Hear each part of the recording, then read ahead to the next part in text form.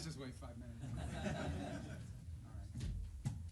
Well, thank you guys for coming today to cover us and to do this event. I wanted to start, I'm going to be very brief because I just want to get to as many questions as I can. I can do English, I'll answer Spanish if you ask Spanish.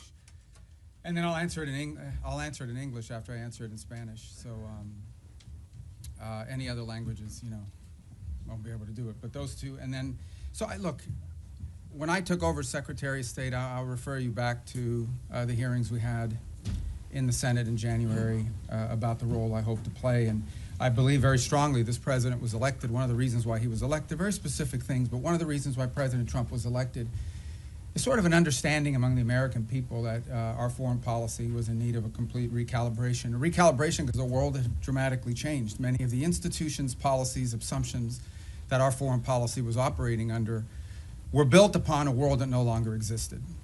And it required us to re-examine that. One of the assumptions that I think we had lost during this period of time, and I don't mean to make this an academic lecture, but I wanted to give you some insight into the broader thinking, as I highlighted at that hearing less than a year, almost a year ago now, is one of the assumptions was the loss of the notion of the national interest in our foreign policy.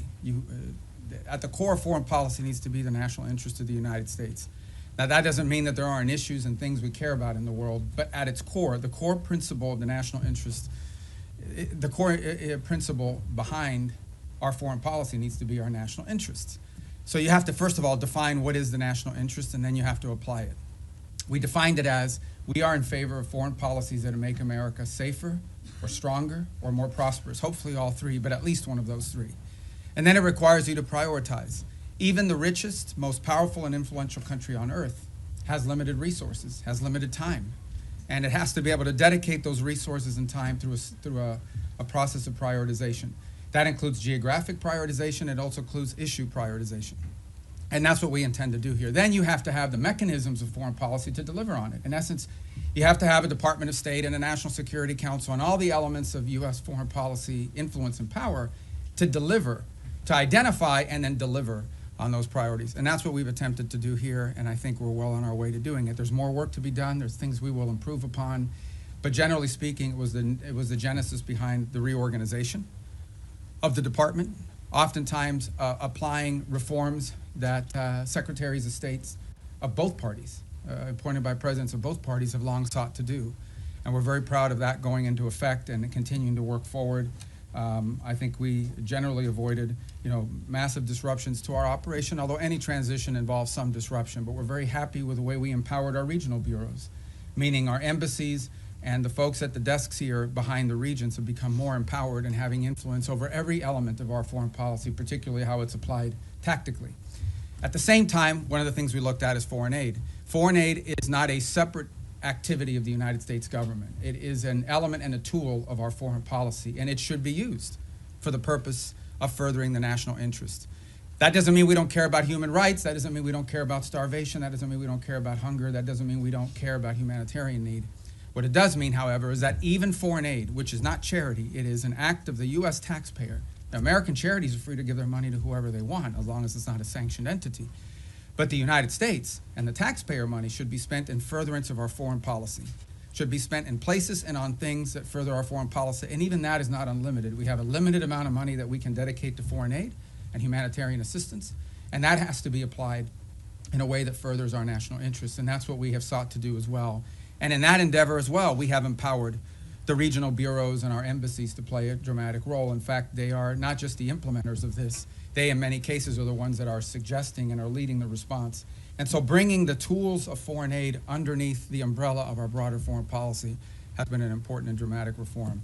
Even in the midst of all that, we remain engaged around the world, including in conflicts that perhaps are not central to everyday life in America, but the president has made it a priority to be a peacemaker. And so you've seen us engaged, whether it's Russia, Ukraine, or India and Pakistan, or Thailand and Cambodia, which is an ongoing challenge, or the tragedy we see now in Sudan, or the potential for further strife in South Sudan and that falling apart. I mean, no matter Armenia and Azerbaijan, we are always looking for opportunities, if possible, to play the role of a mediator that brings about the avoidance of war or the ending of conflicts. And obviously, in many of these cases, you can get people to the table and agree, and then there's the implementation process. And so we've made progress in many of these, particularly in getting them to agree to certain conditions. Obviously, it's ongoing work to make sure that those are implemented and applied. And some of these, conflicts have deep roots that go back many, many years. But we are prepared to be engaged and helpful in ways that perhaps other nations can't. We've been viewed as indispensable in that regard, and it's a role the president takes great pride in the promotion of peace around the world, and something he deserves a lot of credit for. He is personally engaged in all of this. Obviously, the big one was the situation with Gaza, which again is ongoing. There is now a ceasefire. There's that war is no longer going on at the scale and scope and all the other things that were going on before. But obviously there's more work to remain. We are still through the process of trying to implement phase 1 and lead to phase 2 and phase 3. That is a long-term project, some of which will extend beyond the 4 years of this administration, but I thought was a very important achievement as well. So we have a lot to be proud about. I know you probably have some specific questions, and we can get to those, but I wanted to let that, lay that out as the preface and predicate for everything we're going to do today. So I'm going to start. How do I start? I'm going to start from the back row forward, and then I'll just juggle in between. I'll be here pretty long, so we'll get to everybody. Don't get desperate. Don't get wild. All right, I'll start with this gentleman with the white hair in the back. Yes, sir.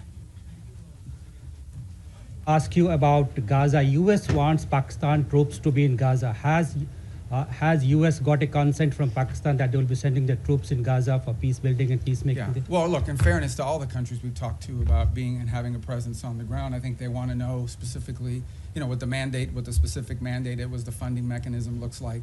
So we're very grateful to Pakistan for their offer to be a part of it, or at least their offer to consider being a part of it. I think we owe them a few more answers before we can ask anybody to firmly commit. But I feel very confident that we have a number of nation states acceptable to all sides in this who are willing to step forward and be a part of that stabilization force. And certainly, Pakistan is key if they agree to do so. But I think we owe them a few more answers before we get there. We're trying to make a lot of progress here with I think the next step here is announcing the Board of Peace, announcing the Palestinian Technocratic Group that will help provide daily governance. And then once that's in place, I think that will allow us to firm up the stabilization force, including how it's going to be paid for, what the rules of engagement are, what their role will be in demilitarization and so forth. Thank you. Next to you in the back. Mr. Secretary, thanks so much for doing this. I want to start with Russia-Ukraine. You mentioned that... Easy stuff, yeah. You mentioned your efforts. There are talks going on right now, starting today and this weekend in Miami. What are your expectations from those talks? And the president yesterday made it clear that he expects Ukraine to basically step up before Russia walks away. If you wake up in Odessa, if you're Ukrainian, this morning seeing Russians are bombing, your city, or if you turn on TV and listen to Putin, what he says, why would the Ukrainians, ignore what the Russians are saying publicly and believe in what they're hearing? Yeah, look, there's a reason why this war hasn't ended, and that is because there's complex factors at play. I know that sounds like a throwaway line, but it's true.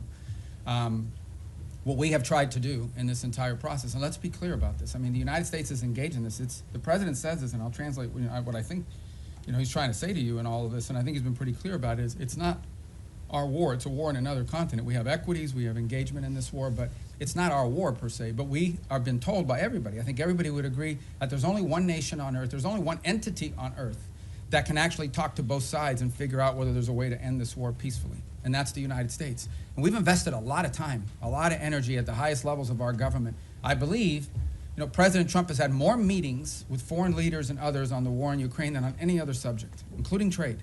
He's invested a lot of time. Steve and Jared have invested time. I've invested time. The Vice President, the Secretary of War, others, Secretary of Treasury, and more, have invested a tremendous amount of time and energy in this. And what we're trying to figure out here is, what can Ukraine live with and what can Russia live with? Sort of identify what both sides' positions are and see if we can sort of drive them towards each other to some agreement. Wars end generally in one of two ways. Surrender by one side for another, or a negotiated settlement. We don't see surrender anytime in the near future by either side, and so only a negotiated settlement gives us the opportunity to end this war. A negotiated settlement requires two things: both sides to get something out of it, and both sides to give something. And we're trying to figure out what can Russia give and what do they expect to get, what can Ukraine give and what can Ukraine expect to get. In the end, the decision will be up to Ukraine and up to Russia. It will not be up to the United States. So that's the role we are trying to play in this. And that's why you see so many meetings going on. This is not about imposing a deal on anybody. It is about determining what both sides expect and need to have and what both sides are prepared to give in return for it, and figuring out whether we can have those two overlap. And of course, that takes a lot of time and a lot of hard work. It can't generally be done in the media or in press conferences. I think we've made progress, but we have ways to go, and obviously the hardest issues are always the last issues. Yes, all right, I'm gonna go to the next row, that gentleman right there with the glasses. Well, right behind you, because you're not the next row, that's the next row, right there, yes? I'd like to ask how you Oh, I'm view. sorry, I didn't see, okay, Oh. go ahead, you can start. I hadn't seen you, I'd seen it, but you can go, because you're first on that row. So. Okay, great. Thank you so As much. a well-oiled machine, ladies and gentlemen, so go ahead, I'm sorry, man. Thanks. I'd like to ask how you view recent escalation of tensions between Japan and China. You've been known for your tough rhetoric towards China over the years. Do you condemn China's recent provocative actions against Japan?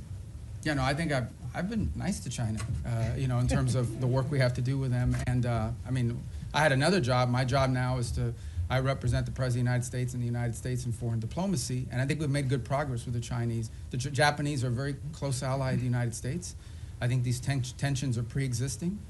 We understand that's one of the dynamics that has to be balanced in that region, and I believe that we feel very strongly that we can continue with our strong, firm partnership and alliance with Japan and do so in a way that continues to allow us to find productive ways to work together with the Chinese Communist Party and the Chinese government. Look, there'll be tensions, there's no doubt about it. I mean, at the end of the day, you know, China is and it will continue to be a rich and powerful country and a factor in geopolitics. We have to have relations with them, we have to deal with them, we have to find the things we are able to work together on, and I think both sides are mature enough to recognize that there will be points of tension now and for the foreseeable future. Our job as part of responsible statecraft is to find opportunities to work together, because I think if there's a global challenge that China and the U.S. can work together on, I mean, I think we can solve it. And there'll be points of tension. We well recognize that, and our job is to balance these two things. I think both sides understand that.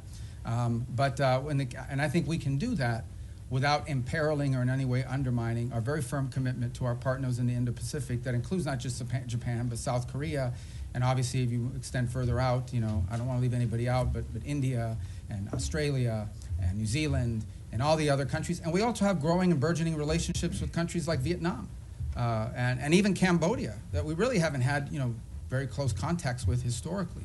But we've talked to them a lot lately, obviously through the context of the conflict going on with Thailand, but also to figure out opportunities to work together strategically. And I say Thailand, of course, we've had a very long and strong strategic alliance with them for many years. All right, now, yes, sir. Thank you. Gracias, señor secretario. Dos puntos concretos en español. Bajo esta lógica hemisférica, ¿han considerado ampliar la presión más allá de Venezuela o Colombia a regímenes como los de Nicaragua o Cuba? Y segundo, esta semana en el Congreso se denunciaba que México está mandando decenas de buques petroleros a Cuba con la preocupación de que eso financia la dictadura. ¿Debería México reconsiderar esta política de asistencia al régimen cubano? I'm going to answer in Spanish if that's okay, guys, and then I'll do it in English as well. And does somebody do closed caption on this? Can they do it? It doesn't matter because I'm going to say the same thing in English. Mira, la amenaza más importante que existe en la región es estos grupos terroristas criminales. Es la amenaza que enfrenta a Colombia, es la amenaza que enfrenta al hemisferio entero, pero es la raíz de la violencia en Ecuador, en México, en toda Centroamérica, en todos estos países. Es la amenaza más primordial de la región. Entonces tenemos gobiernos que cooperan en nuestros esfuerzos en contra de eso. Panamá, Costa Rica, Ecuador, El Salvador, la República Dominicana. No dejo a nadie fuera, pero son muchos que cooperan. Tenemos y seguimos teniendo muy buenas relaciones con los equipos de seguridad de Colombia. Entiendo que el presidente de Colombia es una persona inusual, pero encima de eso tenemos, al nivel institucional, tenemos muy buenas relaciones y con México. El gobierno de México está haciendo más en este momento en el tema de seguridad que jamás en su historia. Queda mucho por hacer, pero tenemos cooperación. En el tema de Venezuela no tenemos eso, tenemos un régimen ilegítimo que no simplemente no coopera con Estados Unidos, sino coopera abiertamente con elementos criminales. Por ejemplo, el ELN y la FARC operan abiertamente desde territorio venezolano. Entidades de narcotráfico operan abiertamente y con la cooperación del régimen de Maduro para mandar drogas como cocaína a Estados Unidos a través del Caribe, creando una situación muy grave de seguridad en muchísimos países, inclusive Trinidad, República Dominicana, etc. Así que Estados Unidos lo que simplemente está buscando es la seguridad del hemisferio, que incluye, por ejemplo, Haití también. y no hemos visto enfocados en eso. Obviamente los esfuerzos en contra de los barcos narcotraficantes saliendo de Venezuela han recibido mucha atención. Lo que no se habla lo suficiente, lo que estamos haciendo también en el mar Pacífico, donde hay esfuerzos andando también. La diferencia es que ahí tenemos la cooperación de gobiernos amigos. Lo que no se está hablando es lo que estamos haciendo junto con los mexicanos. Lo que no se está hablando es lo que estamos haciendo para crear una fuerza de estabilidad antipandilla dentro de Haití. Lo que no se está hablando es toda la cooperación que existen con todos estos gobiernos para llevar a cabo esta guerra en contra de estos elementos terroristas, criminales, que operan abiertamente dentro de nuestra región y que amenazan los estados de esta región. La buena noticia es que este nuevo año nos va a traer más gobiernos en el hemisferio que están dispuestos a cooperar en países como Bolivia, en Chile. Obviamente ya tenemos grandes amistades en lugares como Paraguay y Argentina. Y en fin, la reelección del presidente en Ecuador, la cooperación que existe en muchos países y esperemos poder ampliar esas relaciones con otros países también. Así que el esfuerzo se trata de eso y en eso estamos enfocados. Y obviamente tenemos que determinar cuáles son las fuentes de inseguridad en la región. Y esa fuente, la razón por la cual Venezuela ha recibido tanta atención, es porque Venezuela es un país que no simplemente, es un régimen ilegítimo, que no simplemente no coopera con nosotros, sino abiertamente coopera con elementos criminales y terroristas, incluyendo Hezbollah, Irán y otros. Y obviamente estos grupos narcos cooperan abiertamente desde ahí. You know, the question that and it's a question many of you might have as well, is when it comes to the Western Hemisphere, the single most serious threat to the United States from the Western Hemisphere is from transnational terrorist criminal groups, primarily focused on narco trafficking, but they're in all sides businesses as well. So the good news is we have a lot of countries in the region that openly cooperate and work with us to confront these challenges. Mexico, their level of cooperation with us is the highest it's ever been in their history.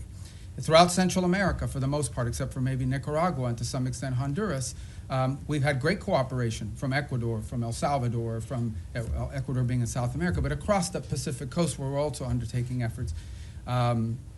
Guatemala, Costa Rica, Panama, these are all nations that cooperate with us openly in search of stability in the region. You move to the Caribbean basin, in Trinidad, in Guyana, in Jamaica, in the Dominican Republic, countries that openly cooperate with us. Even Colombia, despite its unusual president, has institutions in that country that work very closely with us, and those ties remain unimpeded and unaffected. So all of this is very positive. There's one place that doesn't cooperate, and it's the illegitimate regime in Venezuela. Not only do they not cooperate with us, they openly cooperate with terrorist and criminal elements. For example, they invite Hezbollah in Iran to operate from their territory. But they also allow the ELN and the FARC dissidents not just to operate from inside of Venezuelan territory, to control Venezuelan territory, unencumbered, unimpeded.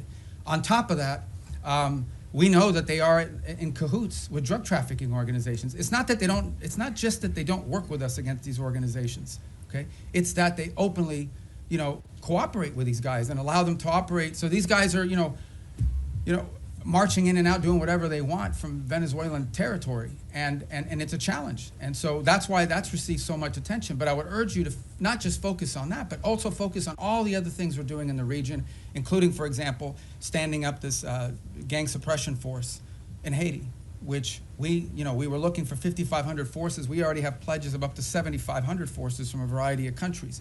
We've seen donors step up to fund that effort. That's a very important effort. It all ties together cohesively. But the goal here is to bring security and stability to the hemisphere, to the region we live in, okay, which has not received enough attention. To bring the elements of American power to achieve that, to do it in partnership with as many countries as are willing to work with us in that regard. That's the goal here, and it's comprehensive and involves more than just one place. What makes Venezuela stand out is that the regime there actually cooperates with the terrorists. Yes, sir. In that row right there. Yeah, right there in the middle. On the hemisphere, the White House recently put out the national security strategy, essentially reorienting towards the Western Hemisphere. It was How good, is right? this strategy going to, yeah. Well, I was involved So in you can writing it. answer from both hats, I Yeah, guess, exactly. but how is that strategy going to dictate your relationship with other hemispheric powers like Canada and Mexico? No, I mean, we want to partner with as many people. I mean, they face the same threats that we do. I mean, it's Mexican mayors that are being assassinated in public squares. It's Mexican journalists that are being assassinated. It's parts of Mexico and institutions in Mexico that in some cases are compromised, usually through threat. by these elements. They recognize it, which is why they're partnering with us. Of course we want to work with other governments in the region to confront this challenge, and in most cases we have cooperative places. Now, we don't have that from Nicaragua or Cuba, but obviously didn't have it historically from Bolivia. We hope and expect that that will change. And we certainly don't have that from the regime in Venezuela, who actually don't just not cooperate with us, they openly cooperate with narco-trafficking elements that use Venezuela as a transshipment point. Yes, ma'am. Yes, thank you, Mr. Secretary. Today you had the second round of direct negotiations between Lebanon and Israel. Do you foresee a potential deal between these two countries without another round of war? And the second question, if I may, on Sudan. We know, Mr. Secretary, it's a civil war, but also there's a regional factor here. Where the U.S. A regional what, I'm sorry? Factor Okay, in this yes. war. Where the U.S. stands here, and what's a red line for you? Is a divided Sudan is a red line for the U.S.? Yeah, let's separate the two because they're both easy questions, right? So the first one is we're hopeful. Look, at the end of the day, the goal everybody shares is a strong Lebanese government that controls the country, and Hezbollah is disarmed. They're no longer an armed element that can threaten Israel's security. That's the goal here. And we have tried to, in a cooperative way, to do everything we can to empower the Lebanese government to have the ability to do that. And so I hope that's what these talks are aimed towards, and we'll be supportive in every way we can to achieve that outcome. What I think is abundantly clear to everybody is no one is in favor of a Hezbollah that can once again threaten the region, act as a direct Iranian proxy, and obviously if they threaten Israel, we're not going to have peace. So we are hopeful that the talks between Lebanese authorities and the Israelis will create outlines and a way forward that prevents further conflict. I think, I don't speak for the Israeli government. I can only tell you and echo what they've said publicly, and that is that if they feel threatened by Hezbollah, they will take actions in their defense against them. So we all would hope that we could avoid that, right? We would all hope that in order to have peace, you have to avoid that, and the best way to avoid it is to have a strong Lebanese government that can actually control the country, and that Hezbollah is no longer an armed threat to Israel or to the Lebanese state. And that's what we're committed to hoping to achieve. And we hope that, I can't speculate on what the talks will lead to, but we'll do everything we can to make them productive. On Sudan, you've rightfully outlined, I mean, there are regional elements to this. I mean, there are clearly both sides, you know, the SAF and the RSF have supporters from outside of Sudan's borders that are involved, and we've been engaging with those countries. It's not just countries that are providing them weaponry and equipment, it's also countries that are providing transshipment, particularly to the RSF to receive weapons, in some cases advanced weaponry. Our goal right now in the short term, and what we've emphasized to everybody, including in my calls with leaders in the UAE, leaders in Saudi Arabia, we're very engaged in that. Our special envoy, Massad Boulos, just returned from the region, meeting with the Egyptians, with the Saudis, with the UAE, and others. We've also been in collaboration with the UK on some of this. Our goal, the immediate goal we have, is a cessation of hostilities, okay? A humanitarian truce going into the new year that allows humanitarian organizations to be able to deliver aid to the people in great distress. Right now, that's not possible. We are hearing, continue to see reports of humanitarian convoys actually being struck on their way in. And so you can just imagine what's amazing to us is these convoys are struck and the rest of the convoy continues. That's how committed these groups are. But what we said to everybody on it is that what's happening there is horrifying. It's atrocious. That one day the story of what's actually happened there is going to be known and everyone involved is going to look bad. And we have played the role we have played is a convening role in bringing the parties to the table. So I think we will know more very soon about whether this is possible. One of the challenges and frustrations in Sudan has been that one side or the other will commit to certain things and then they won't live up to those commitments. They'll agree to anything and implement nothing. And oftentimes what happens is when one side feels like they're making advances in the battlefield, they don't necessarily see the need to concede at that point because they believe they're on the verge of achieving some success on the ground and a truce would set them back. But what we've emphasized is none of these groups can operate without the support they're receiving externally. So we have been engaging with the countries involved from the outside to ensure that they are at the table and that they are pushing for the same outcome that we want, which is phase one, a humanitarian truce that at a minimum allows us to deal with the humanitarian calamity that occurs there. And obviously we hope that while that truce is ongoing, we can focus on the other elements that led to this conflict and help to resolve some of those. But our number one priority we're focused on, 99% of our focus is this humanitarian truce and achieving that as soon as possible. And we think that the new year and the upcoming holidays are a great opportunity for both sides to agree to that. And we're really pushing very hard on that regard. Yes, sir. Right there, because I missed Secretario you. Rubio, en español, Sí. si me permite. El presidente Trump ha llamado al presidente Gustavo Petro drug leader y ha usado, digamos, términos Bueno, él fuertes también ha y- dicho cosas a nosotros. Totalmente, Ok, pero totalmente. Claro, ok. Secretario Rubio, ¿hay alguna prueba o por qué esta administración llama a Gustavo Petro? Quisiera saber por qué esta administración llama a Gustavo Petro un líder del narcotráfico. Y por último, secretario, si usted considera eventualmente ante la invitación que hace Gustavo Petro ahora al presidente Trump o a usted ir a Colombia y conversar con Gustavo Petro. No, nosotros Gracias. conversamos con cualquiera. Desafortunadamente es una persona que no es muy estable en su pronunciamiento, pero no vamos a permitir que la actuación de un presidente que al fin su término termina pronto vaya a dañar la relación que existe entre Estados Unidos y Colombia, una relación muy cerca, una relación que se ha establecido a través de los últimos 50 años, una relación importante comercial, diplomática, militar, de seguridad, uno de los grandes socios y aliados que tenemos en la región. Y lo que queremos, no vamos a permitir que cualquier tipo de problema que existan con un individuo vaya a hacerle daño a esta relación tan importante. Esperemos que en el futuro exista la oportunidad de tener más cooperación a los niveles más altos del gobierno colombiano, pero no vamos tampoco a dañar, o no queremos dañar, a todas las relaciones que tenemos y los enlaces que tenemos, incluso con individuos en el cuerpo legislativo y también con oficiales electos al nivel local, muchísimos alcaldes y de diferentes lugares dentro de Colombia que también tienen muy buena relación con Estados Unidos y la amplia y estrecha relación que existe entre nuestros pueblos también. The question is again by Colombia. I said, look, we're not going to let sort of the pronouncements of an unstable individual over there to impact. We don't want to let it impact our broader relationship with Colombia. It's an important relationship, an important alliance. It extends through commercial, people to people, cultural, obviously security and stability, all of these things. And our job is to try to the extent possible, maintain those strong ties between Colombia and the United States and not allow them to be imperiled by the pronouncements of one person. We would hope to see a day soon in which we have better relations with the leader of that country, but we're not going to let the fact that doesn't exist now, we're going to do everything possible to not let that impact the relationships we have with the people of Colombia, with the nation, with their economy, with their security forces, which are very important. This is a very important alliance, a very important strategic partnership, which we've built up through a lot of hard work over decades. And we're not going to let that fall apart because of one person. If that changes and he changes, that would be great. And obviously, in May, there'll be a new president there and there'll be elections, and we'll work hopefully more cooperatively with whoever replaces the current president, but that's up to the people of Colombia. Did I not get your question? Go ahead. Thank you. Returning to Gaza, what is the U.S. understanding of what Hamas is willing to concede on disarmament? Reports suggest that Hamas might hand over its heavy weapons but retain its smaller arms. Is the U.S. prepared to accept partial disarmament as sufficient? Yeah, I'm not going to in get phase into the two? details of those types of negotiations. Let me just couch it to you this way. Everyone wants peace. No one wants to return to a war. If Hamas is ever in a position in the future that they can threaten or attack Israel, you're not going to have peace. Okay? You're not going to convince anyone to invest money in Gaza if they believe another war is going to happen in 2 to 3 years. So I would just ask everyone to focus on what are the kind of weaponries and capabilities that Hamas would need in order to threaten or attack Israel as a baseline for what disarmament needs to look like. Because you're not going to have peace. If 2 years from now Hamas is launching rockets or killing Israelis or carrying out, God forbid, another 7th of October type terrorist attack and so forth, you're not going to have peace. So who's going to invest in a peace?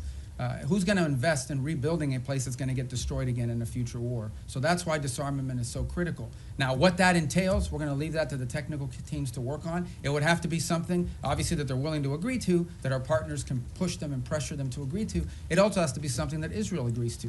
In order for that to work, both sides have to agree on it, and we need the space to do it. But that's the way to think about it, okay? You cannot have a Hamas that can threaten Israel in the future.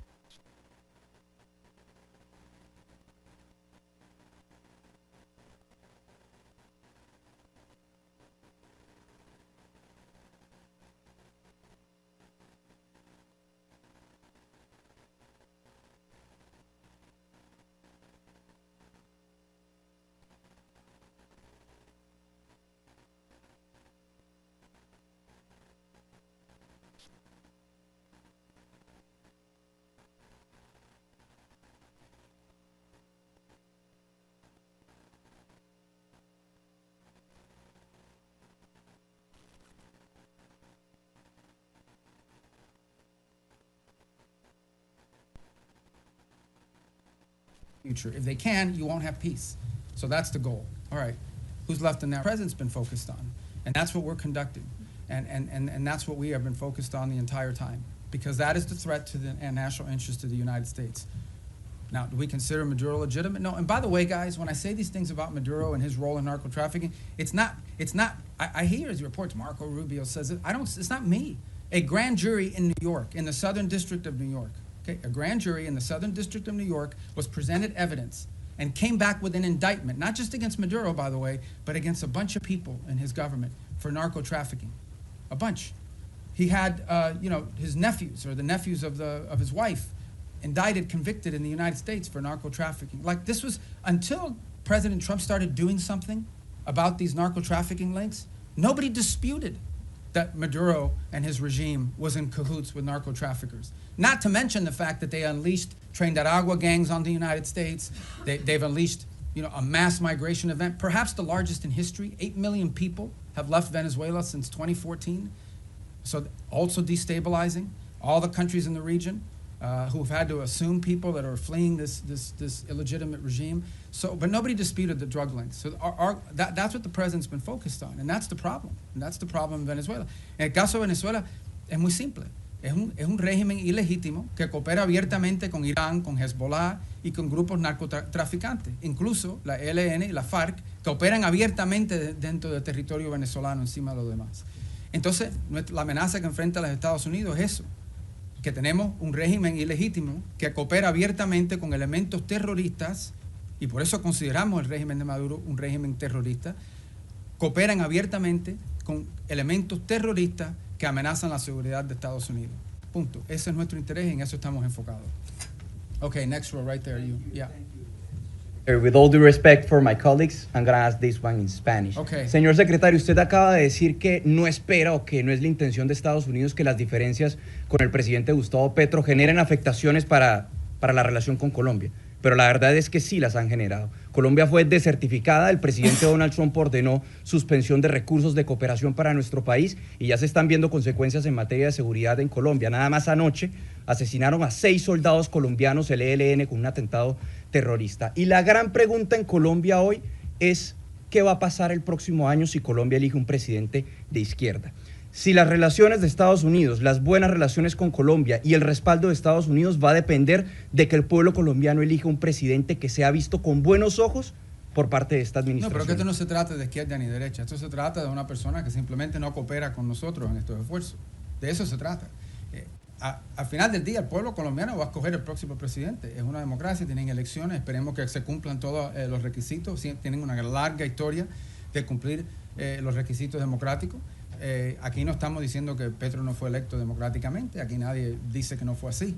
Pero en fin, esto no se trata de izquierda ni derecha, se trata de tener en poder un presidente que coopera con nosotros. Obviamente, sin duda, la postura que era tomada en contra de Estados Unidos ha afectado a nuestra relación, no hay duda de eso ninguna. Estamos tratando de limitar eso lo más posible, pero también tenemos intereses que tenemos que proteger.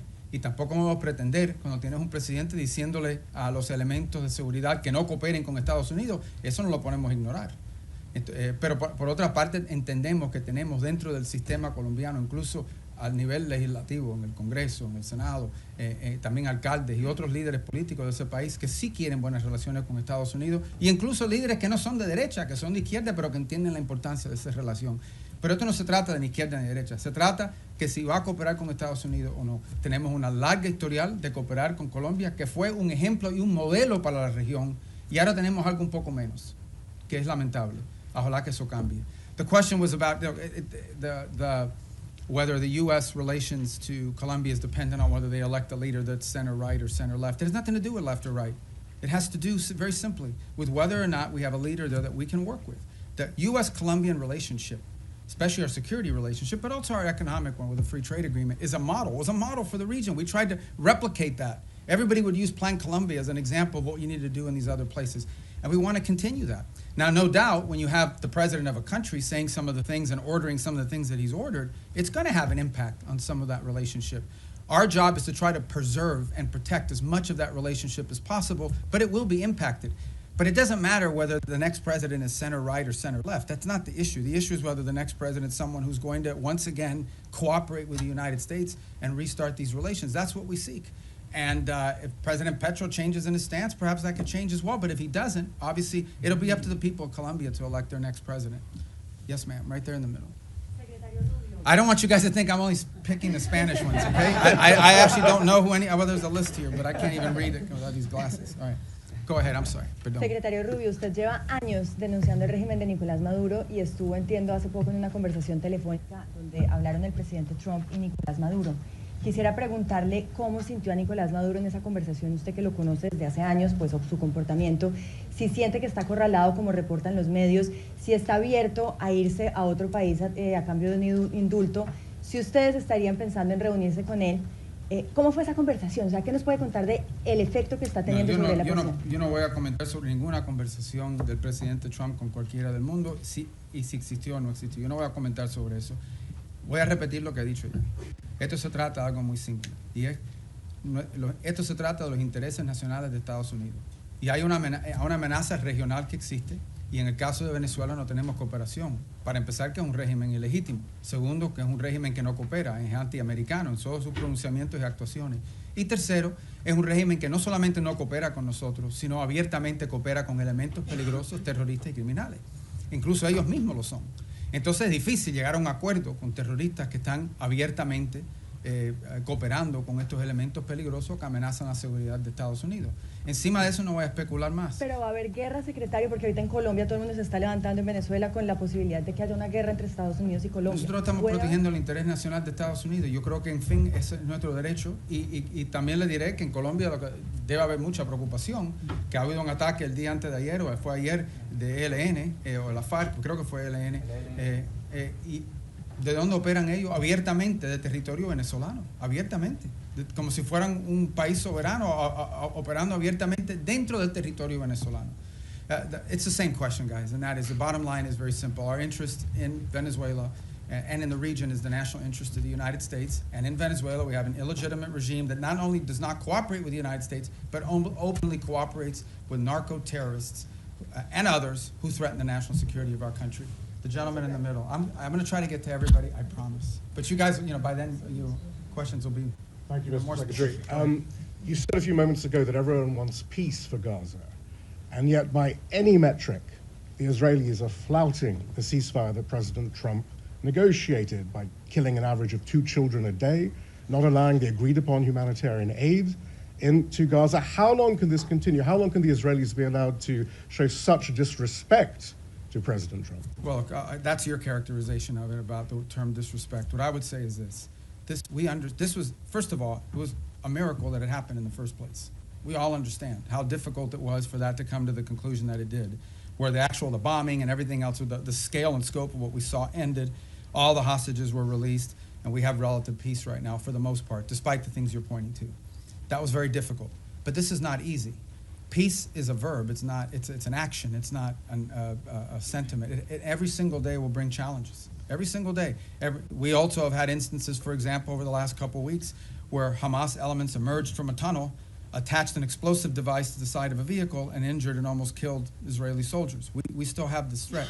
We still have and see every single day Hamas openly taking steps to strengthen themselves within inside of those places in Gaza that they still control. We saw early on the atrocities they were committing in the streets against people as they were trying to show people how strong they were. So I don't think I'm standing here to tell you this is going to be easy. This is an hour-by-hour, day-by-day challenge. It's one of the reasons why we have stood up this center there in operating in Israel, in partnership as well with another cell that exists in a regional country. It's why every single day there are meetings among both intelligence, diplomatic, and military officials of multiple countries that help bring about this deal to manage this. And that's why it is so critical. It is so critical and so key that we move to complete this first phase, that we move to put in place the border peace, get everybody agree to be a part of it, move to put in place this Palestinian technocratic organization so that they can begin to provide some governance structure and move to put in place the stabilization force. That's the goal here, but it's not going to be easy. Every day will bring new challenges to that, and we recognize those challenges are coming from all sides. Very quick follow-up there, but who's going to want to be a part of a stabilization force if Israel is effectively using Gaza as a free fire zone? Well, these are the things these are the things that we're working through right now. That's why it didn't happen yesterday. That's why we didn't, I don't mean yesterday literally, that means why we're not there yet. This is the hard work of diplomacy and peacemaking. Peacemaking isn't just signing a piece of paper, it's actually complying with it. And compliance oftentimes requires, in many cases, in most cases, requires daily, constant follow-up and nurturing. So that is why we are in such a hurry, and I say as a priority, to get to this point where we have the stabilization force in place, overseen by the Board of Peace, and ultimately a Palestinian technocratic entity that can increase in its capability to provide governance. The stronger they are, the weaker Hamas will be in terms of threatening Israel, and I think the more security Israel should feel and the less need for some of these things to happen. But no one's claiming this is going to be easy. We have to work on this every single day. We have people in this building and deployed abroad. This is all they do. 24 hours a day, day after day, elements of the State Department, the Department of War, and all other agencies, including Jared and Steve, and even myself, who talk or do something about. There isn't a day in the last, since this was signed 2 months ago, that I haven't had to do something with regards to making progress on the phases of this ceasefire. Yes, ma'am. Right next. Thank you, Mr. Secretary. I'm sorry. I'm going to get to you guys. I'm coming. See, I'm going down the rows like this. So right behind you, because I'm still in that row. Thank you, Mr. Secretary, and thank you for having the Has briefing. anyone ever done this where they go like all the rows? No. You're going to look so good to your editors. No? All right, go ahead. Caroline Lumetta with World News Group. Several faith-based organizations have been calling on the administration to reopen the U.S. refugee admissions program, particularly for religious minorities facing persecution. That includes Afghanistan, Syria, Iran. Is it going to be a goal in 2026 to expand that program again beyond South Afrikaners? Yeah, so here's the problem, okay? In the last 4 years, we had a flood of people enter this country through a variety of means. So that's what we confronted. We have to stop that. And we did. We've been successful. You see the border secured, the number of illegal entries has completely collapsed. And now we're facing a second challenge, and that is we've admitted a lot of people into the United States. And perhaps the overwhelming majority of them are not bad people and so forth. This is all true. But there are people, we know, okay, for a fact, that there are people in this country who got in through some form of vetting that was wholly insufficient. And we've seen tragic evidence of that very recently, including people that we claim to have vetted. So, why does that happen? Because there are some places where you can't vet people. You can only vet people on the basis of information you have about them. But that information is oftentimes dependent on whether there's some local authority that actually has any information about them. Okay, so that is the challenge we're facing, which is why the president has sort of put a stop to all of these things until these systems for admitting people into our country can be improved. But I think everyone would understand that after a flood of 15 to 20 million people into our country, almost unrestrained in some extent, over the last 4 years before taking over in January of this year, there's a desire in our country to put a stop to that until we can fix these processes to ensure that not only do we know who's in the country now, but in the future, we're not going to face some of these challenges that we faced in the past. So, look, the United States remains the most generous country in the world when it comes to legal immigration. This year alone, close to 1 million people will enter this country legally and have their green card and go to war. But we do have a right, like every sovereign country does, to know who you are, why you're coming, what you've done in the past, and what we think you might or might not do in the future. We have a right. We have a right to make sure that you're not going to come to this country and pose a burden on our social safety network. All of these things are rights of sovereign countries. A bunch of sovereign countries in the world do it. Most of the countries in the world have far more restrictive immigration policies than the United States has ever had. But we are in a special period right now. This is not like business as usual. This is, right now, we are less than a year removed from the most reckless migratory incompetence in American history, where a flood of people and mass migration events entered the United States. And they can claim all they want that they vetted people. This is just not true. Some of them were cursory vetting, and in some cases, you couldn't vet them, because the countries or places they came from had no documents upon which they could be vetted on. So that program will be studied, and it will not be restarted at the scale and scope it was until we are comfortable that it is one that we know everyone who's coming in and who they are and whether they meet the criteria for admission to the United States. Do you have any sort of timeline for that? Thank you so much, Mr. Secretary. A follow-up on the conversation between President Trump and Maduro, because the day after the conversation, the president said he was going to be meeting that gentleman very soon. Is this still being considered? Is the president still considering that? Is still a chance for diplomacy on Venezuela? And also, any role that you see Brazil could play? Because just a few weeks ago, President Lula spoke with President Trump and Nicolás Maduro.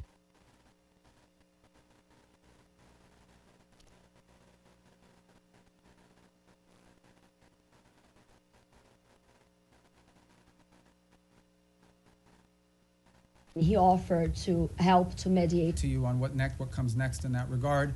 I have no reason to express skepticism or optimism about it.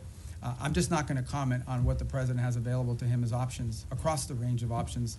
I'm just not going to comment on what the president has available to him as options across the range of options that include diplomatic options. And how about the conversation with Lula? I mean, I think he said to us what he has said publicly, and that he has a willing to play a positive role in that regard. You know, the president's had 2 phone conversations and 1 meeting with President Lula. I think we've made progress on some things, including on trade. We have more work to be done. The 2 presidents got along. We felt that was important in terms of those conversations. I've talked to Mauro, their foreign minister, on it, including this earlier this week. And we have a lot of issues in common with Brazil that we'd like to work together on, and strong links. Being from Florida, as an example, I know how important Brazil has been to us as a partner. We've had some disagreements on a couple things over the years as well, but I feel like that relationship is on a positive trajectory. But as far as its role in Venezuela, I don't have anything to provide you on that today of any specificity. Just a quick Yes, sir. follow-up on the tariffs, political tariffs. No, on I got to Brazil. get to him. Okay. Thank you, Mr. Secretary, and thank you very much for doing this. On phase 2 in Gaza, when is the soonest that we could see that being implemented? And then separately, you said at the top that you want the US to play the role of mediator that brings about the avoidance of war and ending conflicts. How do you square that position with a possible military intervention in Venezuela? Thank you. Well, first of all, a couple things. Wanting to pursue peace and secure peace does not necessarily come at the expense of your national interest. We reserve the right and retain the option of defending our national interest. Now, in the case, again, we're going to talk about Venezuela. Let's be clear. Maduro has made multiple deals with elements around the world, including with the Biden administration. Okay, Maduro made a deal with the Biden administration, and here's the deal he made. And I only say this to you not because we want to get back to that deal, but just as an example of why the guy cannot be trusted to keep deals. It's a problem. Okay, somebody, you know, breaks deals multiple times. You have a right to be skeptical they're ever going to keep the deal. He made a deal, and as part of that deal, they lifted sanctions. They released his 2 nephews from federal custody after their conviction. They sent back his bag man, Alex Saab, and all these sorts of things. He released political prisoners, and he promised to have free and fair elections. He didn't have free and fair elections. He rearrested or exiled most of those political prisoners, so he pocketed all the benefits and lived to none of those commitments. So, look, it's hard to have and do a deal with someone who never keeps a deal. Now, on the broader perspective of what you're asking about, let's be mature here. Yes, there are issues where we want to pursue peace, if that is possible, but we also have our national interest. If our national, we're not going to reach a peace deal with narco trafficking bans. We're not. We can't reach a peace deal with MS-13. We can't reach a peace deal with Tren de Aragua. We can't reach a peace deal with the ELN or the FARC that are still pumping drugs into the United States, or any of their cartels in Mexico. You can't do a peace deal with these people any more than you can do a peace deal with a mafia. So I think it's important to understand that's different between warring factions and nation states around the world, where we feel like maybe we could act as a bridge to bringing about the differences. But when you're talking about things that directly implicate the national interest of the United States, and no one can argue that transnational criminality and terrorism in our hemisphere is not a threat to the national interest of the United States, we have to we reserve the right and have the right to utilize every element of national power to defend the national interest of the United States. And no one can dispute that. And every country in the world reserves the same option. We just simply have more power than some of them do. And phase 2 Gaza? Oh, phase 2 Gaza, yeah. I mean, we got to complete phase 1 to get to phase 2. That's why we're working every day to get there. Look, guys, if this stuff was easy, it would have been done already a long time ago. This is a complex situation. No one would dispute it, but it's important. What we achieved already, what the president achieved ending that war already, was something no one thought was possible. Everyone thought that the last episode was going to be an Israeli incursion into Gaza City that would lead to massive loss of life, and the hostages would never be reunited with their families. And today, as we speak, all the hostages that were living are back, all but I believe one of the bodies has been returned. No one would have believed that 6 months ago. So that in and of itself, but that is not the end of the story. We want to continue on this. But what we're talking about is dealing with something that no one has been able to solve in 30 or 40 years. No one. And it's going to take some time. But I feel generally optimistic that we have the right people at the table with the right motivations to make it happen. But no one is claiming to you that this is going to be just a straight up trajectory. It's going to have its ups and downs. It's going to have its, good days and bad days. The important point is that the momentum and the trajectory on it is a positive trajectory. And we're investing, high levels of our government every day in trying to make that happen. But we can't do it alone. We have all these other partners that we have to include. So I would focus you on, let's get the board of peace in place and announced. Let's get the technocratic Palestinian group in place. And then let's get the stabilization force in place. And then we can move on to the other elements, the phase 2 and phase 3 of the plan, that hopefully will be what will be enduring. And the work of putting phase 2 and phase 3 in place is going to extend far beyond the next 3 years. I mean, this is a generational commitment, but we want to leave those pieces in place for the next administration to continue to build upon, even as we achieve phase 1 and parts of phase 2 during this administration. Yes, ma'am. Yeah, Mr. Secretary, some of your former Democratic former Senate colleagues who considered you one of their most trusted bipartisan partners have, since you joined the Trump administration, accused you of abandoning some of your former principles and positions. And 3 or 4 have said they regret voting for you. Well, I had 99 votes. I could have spared 4. What's your response to that? And more importantly, how do you think about building and maintaining bipartisan consensus and cooperation on foreign policy at this moment, especially because that will be necessary to sustain President Trump's legacy after he leaves office? I mean, we live in a very different time, unfortunately. I engage with senators, for example, from both parties. We saw a bunch of them the other day all the time, and obviously, but politics today is very different than it was 10 or 20 years ago. It just is.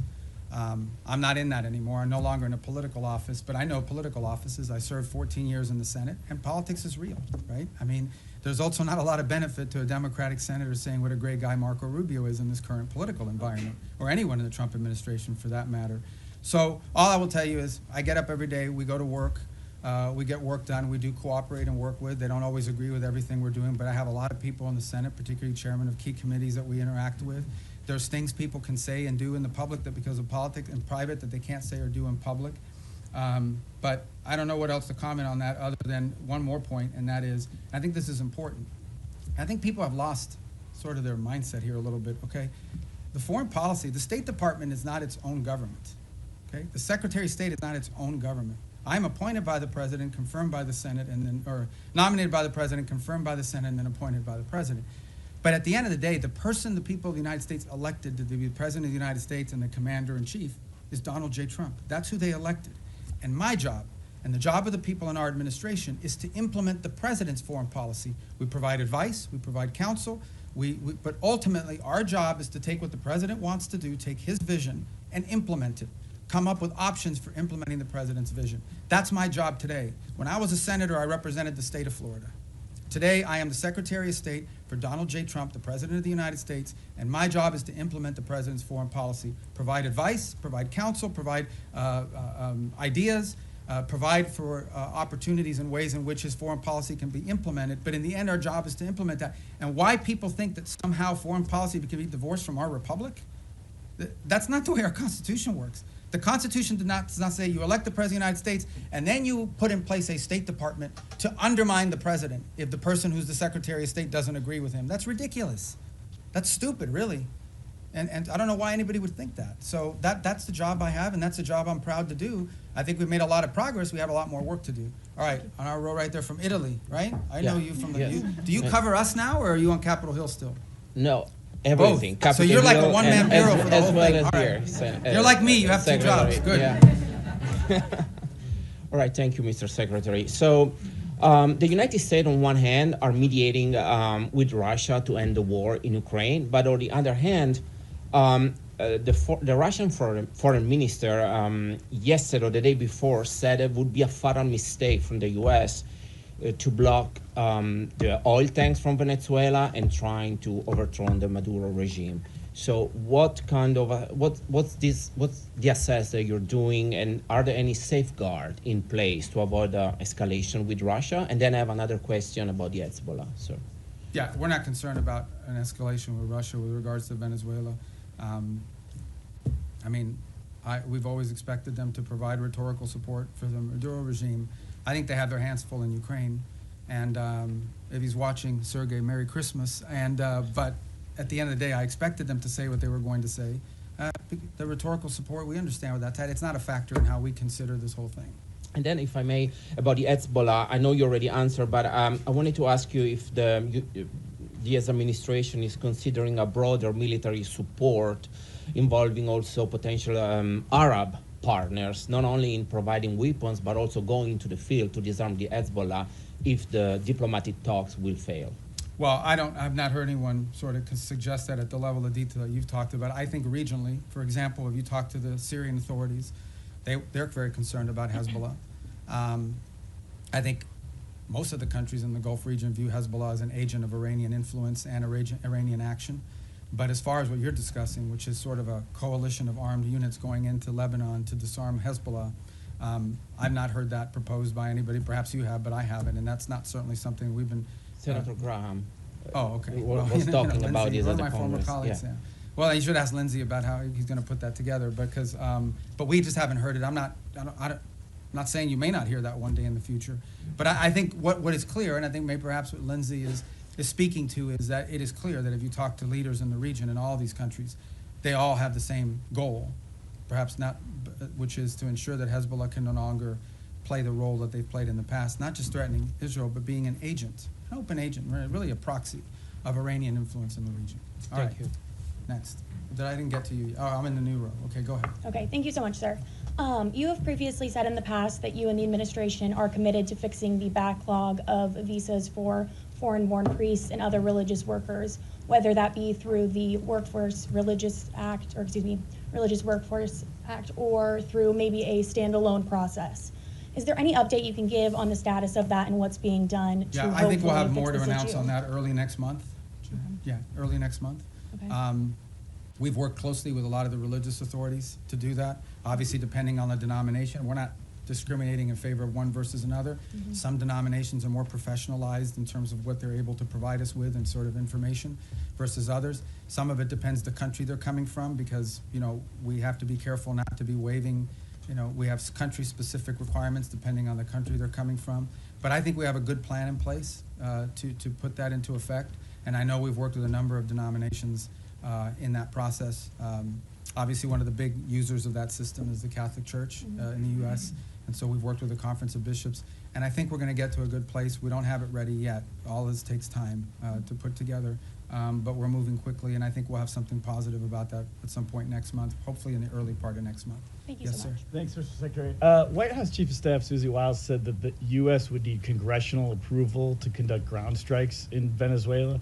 Do you share that view? And on your response today on regime change, Wiles already acknowledged that the point of both strikes was to pressure Maduro, i.e. have him leave. Why not just acknowledge that this is a regime change? Do you have the quote she said? That this is but do you have the quote? To cry uncle. Yeah, so, was the okay, quote. so cry uncle, all right? I guess in Spanish you would have to say tío. But I think, I don't know how that, you can interpret any way you want.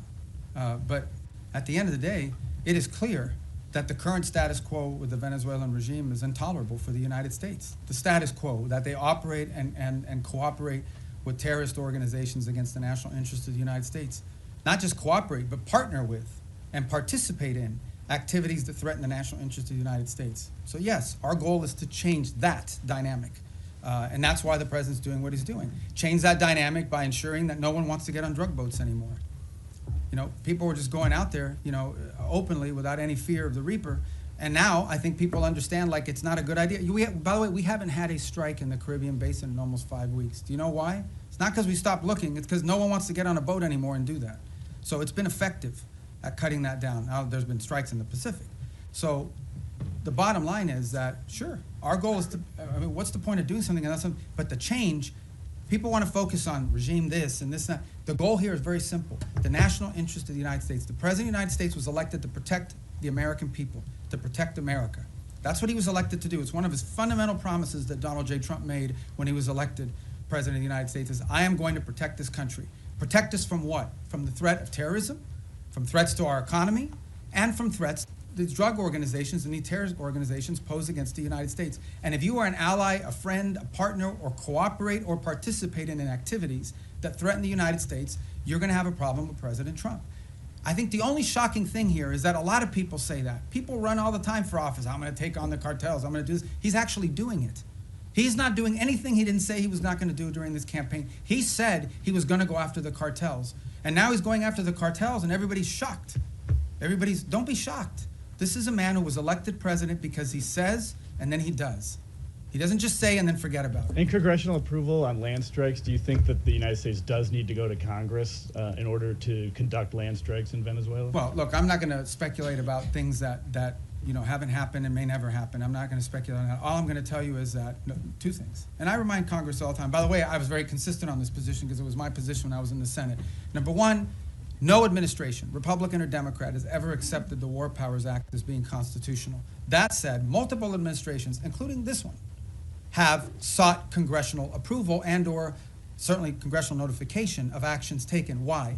Because American action is always strongest when it has the buy-in and the participation of a broad set of actors. Now, given our current political climate, that's not always easy because we do have people today in politics that are against everything that President Trump is for. It doesn't matter what it is. It doesn't matter if they themselves had the same position. If it's President Trump's idea, they're against it reflexively. Okay? That's the nature of the current climate in our politics. But I can tell you that to this point, nothing has happened that requires us to notify Congress or get congressional approval or cross the threshold into war. We have very strong legal opinions. We have now briefed Capitol Hill 23 times, 23 briefings, bipartisan briefings on Capitol Hill. I have personally participated in 6 of those 23 at the highest levels of the committee, but then the full House and then the full Senate, which, by the way, are always interesting. Now, okay, get it. I've been there before, okay? So I was part of this thing in the past as well. But you do this briefing, you answer all their questions, and then they go out and tell people, we heard nothing, we saw nothing, that we were pleased with. They already had their answer before they went in, but we do them anyways. And we continue to do them. Not to mention the individual calls I've had with leaders in Congress, and I'm not going to disclose what those are. So everybody over there knows what we're doing, they know why we're doing it, and we've kept Congress fully apprised, and we'll continue to do so. Yes? Thank you, Mr. Secretary. The settlers' violence is rampant in the West Bank. The what is, I'm sorry? The settlers, yes, the Israeli settlers' violence in the West Bank is being escalating, is increasing. Also, Israel is building around 20 settlements units. Doesn't this undermine your own effort in the peace process? And also, if I may, on Gaza, the humanitarian situation is dire. The babies have been frozen to death because of the weather. Tents have been flooded. Is this anything that the United States can do to alleviate the suffering of the civilians in Gaza? Yeah. In the case of the West Bank, we have, and you've seen our embassy even has put out statements and comments about specific incidents there that we're concerned about, that we do think, create a point of strong friction in the broader effort. And our own embassy, and Ambassador Huckabee has spoken to this as recently as a couple weeks ago, very firmly, I believe. And so we'll continue to communicate that as we have and make our opinion known in regards to its impact on the broader challenges. In the case of humanitarian, absolutely. I mean, this is the reason why that group is set up there every single day. We've been successful at opening new corridors. We want to continue to see that increase. We want to continue to see the flow of aid increase into those parts of Gaza that are still under Hamas control. But it also goes back, not to sound like a broken record, to why it is so critical to have the border peace put in place and the Palestinian technocratic group put in place. Because that allows us now, when you have this technocratic Palestinian group in place and a stabilization force to provide security, it now allows us to have someone we can work with to turn over the humanitarian aid to and have them be the ones that help distribute it along with these international partners. That's what the point we're trying to get to, that we can get to a point where that is, and part of the thing with humanitarian aid is also security. Someone has to provide security for these convoys as they go in. Because oftentimes they have been attacked, they've been looted, they've been so forth. We don't have a force that can do that right now unless the Israelis are going to go in, and that would violate the ceasefire. But if we have a stabilization force on the ground, they could provide security. And then the technical side of it, the logistical side of it, along with the international partners, is what the Palestinian Technocratic Organization can do. That is why we are in such a hurry to finalize that phase of this deal so that the aid can flow, and not just aid, then we can move from aid to reconstruction, which is the goal everybody has. You want to reach a point at which you're not providing aid because Gaza has an economy, and it's not an economy controlled by Hamas. But we can't get to that stage until we can secure the place. And that's why we're in such a hurry to finalize that phase of the deal. Yes, sir. Vladimir Putin today I thought you were introducing yourself. No, no. Vladimir Putin. Okay. I'm Vladimir Definitely Putin. not. Definitely not. Vladimir So what Putin. are you doing here? Yeah. ahead, Nick I'm Schiffer sorry. in PBS NewsHour. Vladimir Putin had his own end-of-year press Today? conference today. Oh, he's trying to step on my message. Yeah, yeah. His went, I think, 4 hours, so we got, well, we don't got at worry least about 3 that hours. And he said he was willing to end the war in I Ukraine. bet you he didn't do it in Spanish. He did not. All right. Go ahead, I'm sorry. No, it's right. He said he was willing to end the war in Ukraine based on principles he had outlined last summer, and that included a complete Ukrainian withdrawal from 4 regions, most of which are not occupied by Russia, recognition of occupied Russian territory in Ukraine, and the complete lifting of sanctions. That goes beyond some of the recent conversations you've been having. So do you think Putin is serious about peace, and is the U.S. willing to recognize occupied Russian territory in Ukraine? Look, I think ultimately there is what people say, and I'm not claiming that that's not his position. I'm just saying there's what people say and then what people do. In the end, we're not going to base our approach to finding peace here on the basis simply of what people are saying. We're going to base it on what people are willing to agree to, what countries are willing to agree to. Our role is very simple. We try to understand what the Russian position, how much can they give and what do they have to have. We understand the Ukrainian position, and we try to find whether those two things can overlap. Maybe that happens this week. Maybe that happens next month.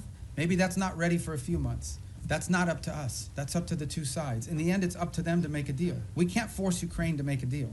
We can't force Russia to make a deal. They have to want to make a deal. The role we're trying to play is a role of figuring out whether there's any overlap here that they can agree to. And that's what we've invested a lot of time and energy and continue to do so. That may not be possible. I hope it is. I hope it can get done this month before the end of the year. I want it to end as soon as possible. I know the president is deeply committed to helping it end. I know this, though, we're the only ones that can do it. If we were not involved, no one would be talking to both sides. The UN can't do it, but who else is going to do it? Nobody in Europe can do it. So I think I think the one thing people should have is an expression of gratitude that President Trump is willing to continue to engage in this despite the fact that we haven't yet gotten the outcome that he hopes to have, because no one else could do it.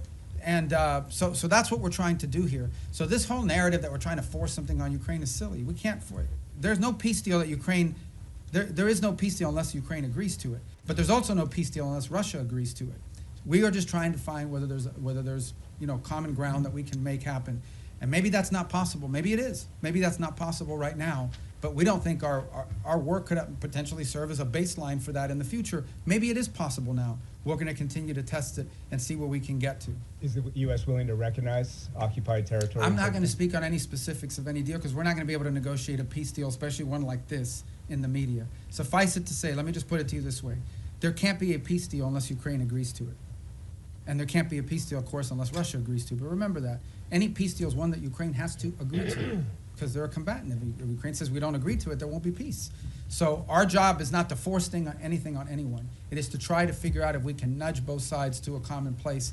And guys, in a conflict like this, in a war like this, that's not easy. It takes a lot of time. We're going to have some patience with it, unfortunately. It's already gone longer. But understand why the president cares about this, okay? Because let's be honest here, and I'm not trying to diminish this, okay? Because it's an interesting position to be in.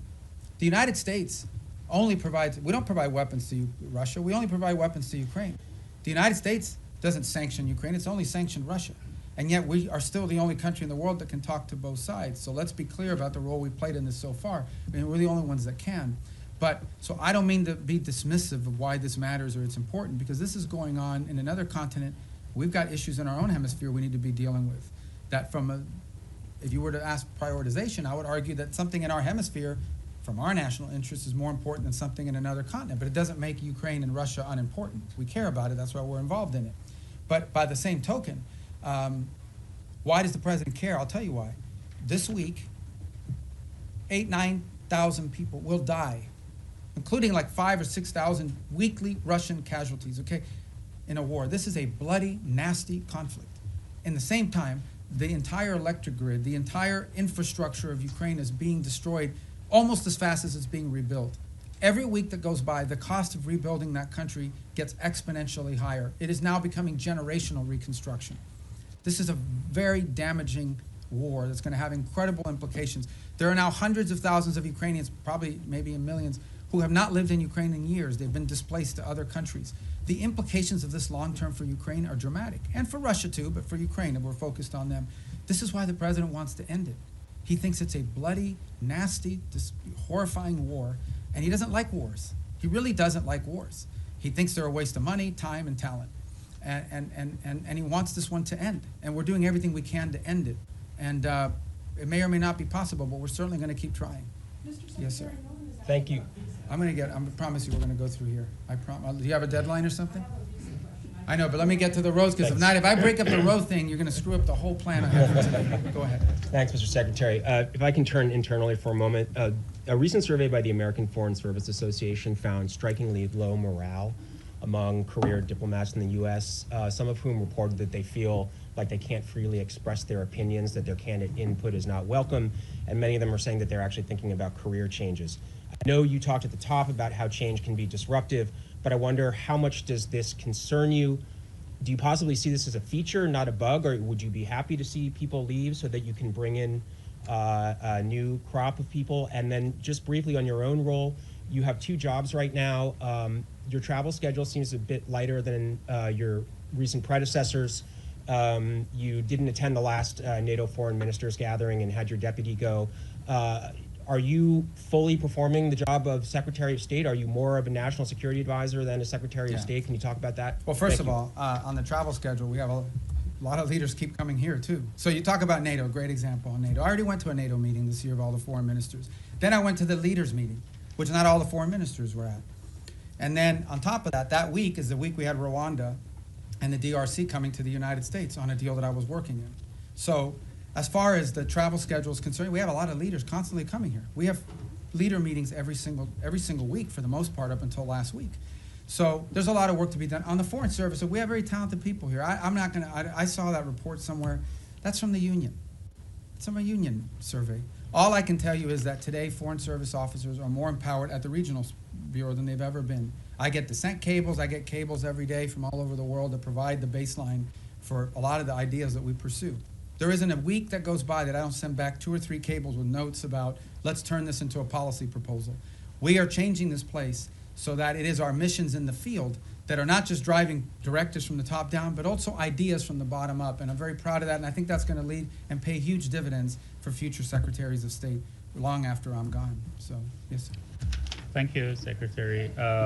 Human rights organizations report that 2025 has seen the highest number of executions in the Islamic Republic of Iran in over 2 decades. What specific new measures is the State Department taking to ensure that human rights abuses, specifically this surge of state-sanctioned execution, do not become a secondary priority in your dealings with Tehran?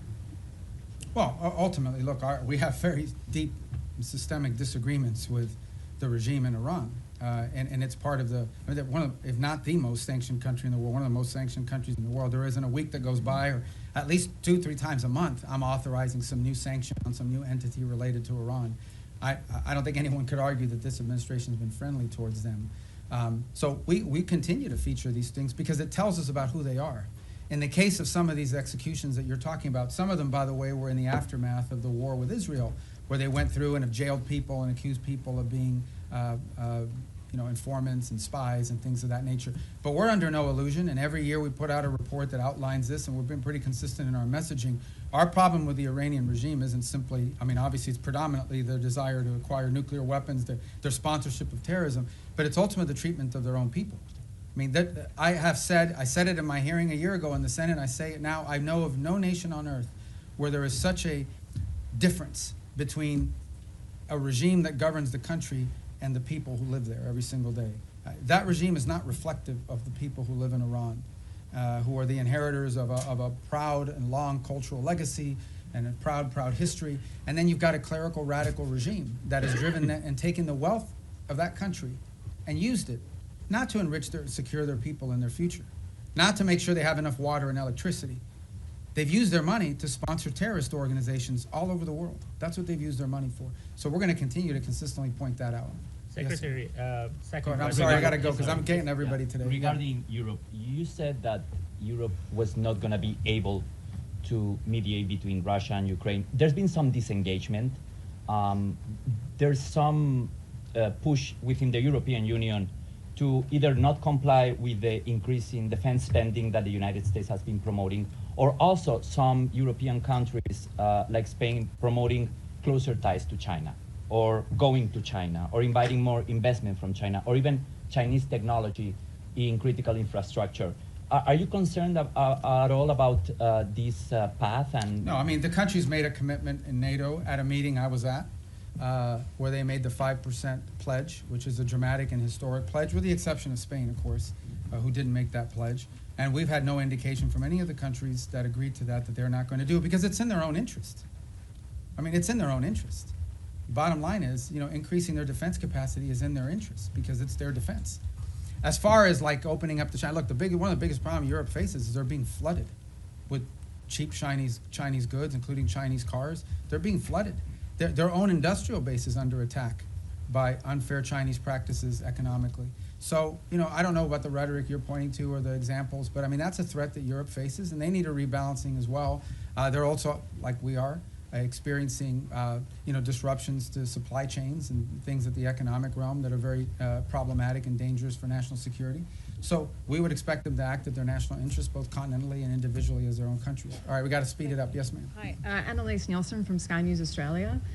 In your national security strategy, you've warned Europe about civilizational erasure. When you've been watching what's been happening in Australia with the rise of anti-Semitism and our government's response to the Bondi massacre, our Prime Minister's dodged direct questions on Islamic extremism, but then unprompted evoked right-wing extremism as a threat. Do you have any message to Australia about civilizational erasure, and why is America watching? Look, I just think it's very simple, and that is that any mass migration is highly disruptive to any country. We talked about it here in the United States. When you experience mass migration, I don't talk about immigration, I'm talking about mass migration. Okay, mass migration is a negative thing. It's not positive. And it's very difficult for any society to absorb and assume hundreds of thousands, if not millions of people over a short period of time, especially if they come from halfway around the world. There are cultural and assimilations issues related to that, et cetera. And so these are concerns that it's concerns I have about our own country primarily. It's been a priority of this administration to address this. But I think it's a growing concern in Europe. I mean, there are other voices in Europe and obviously in Australia as well that have expressed concern about this. These are facts. This doesn't make you anti-anybody. What it makes is you do have, as a sovereign country, the right to control how many people you absorb, how many people you allow in, and who those people are. This is a very basic sovereign right. Okay? It doesn't mean you don't allow any people in. There are people coming into this country every day to visit, to work, to live permanently, but you have to know who they are, and you have to have some limits and controls over what those numbers are. And obviously, because of some of the things we've seen, you know, mass migration over the last decade has been highly disruptive, not just to the United States, but also to continental Europe, and in some cases in the Indo-Pacific as well. So I just think this is a real challenge that multiple Western advanced industrialized countries are facing, and I think it's pronounced in parts of Europe as well, and obviously, at least on the basis of your question, appear to be a challenge as well in Australia. All right, to the next row. Yes, ma'am. Are you not? Hold on, Andrew, right behind you. I'm gonna get to everybody. Go. Yeah. Oh, I just wanted to ask. You don't have a question? Okay, no, I'm kidding. Go ahead. On Ukraine this weekend, the meetings with the Ukrainian delegation and the U.S. delegation, are you planning to participate? It's in in those Miami. meetings? They're starting today and tomorrow. I may be there tomorrow for a portion of it.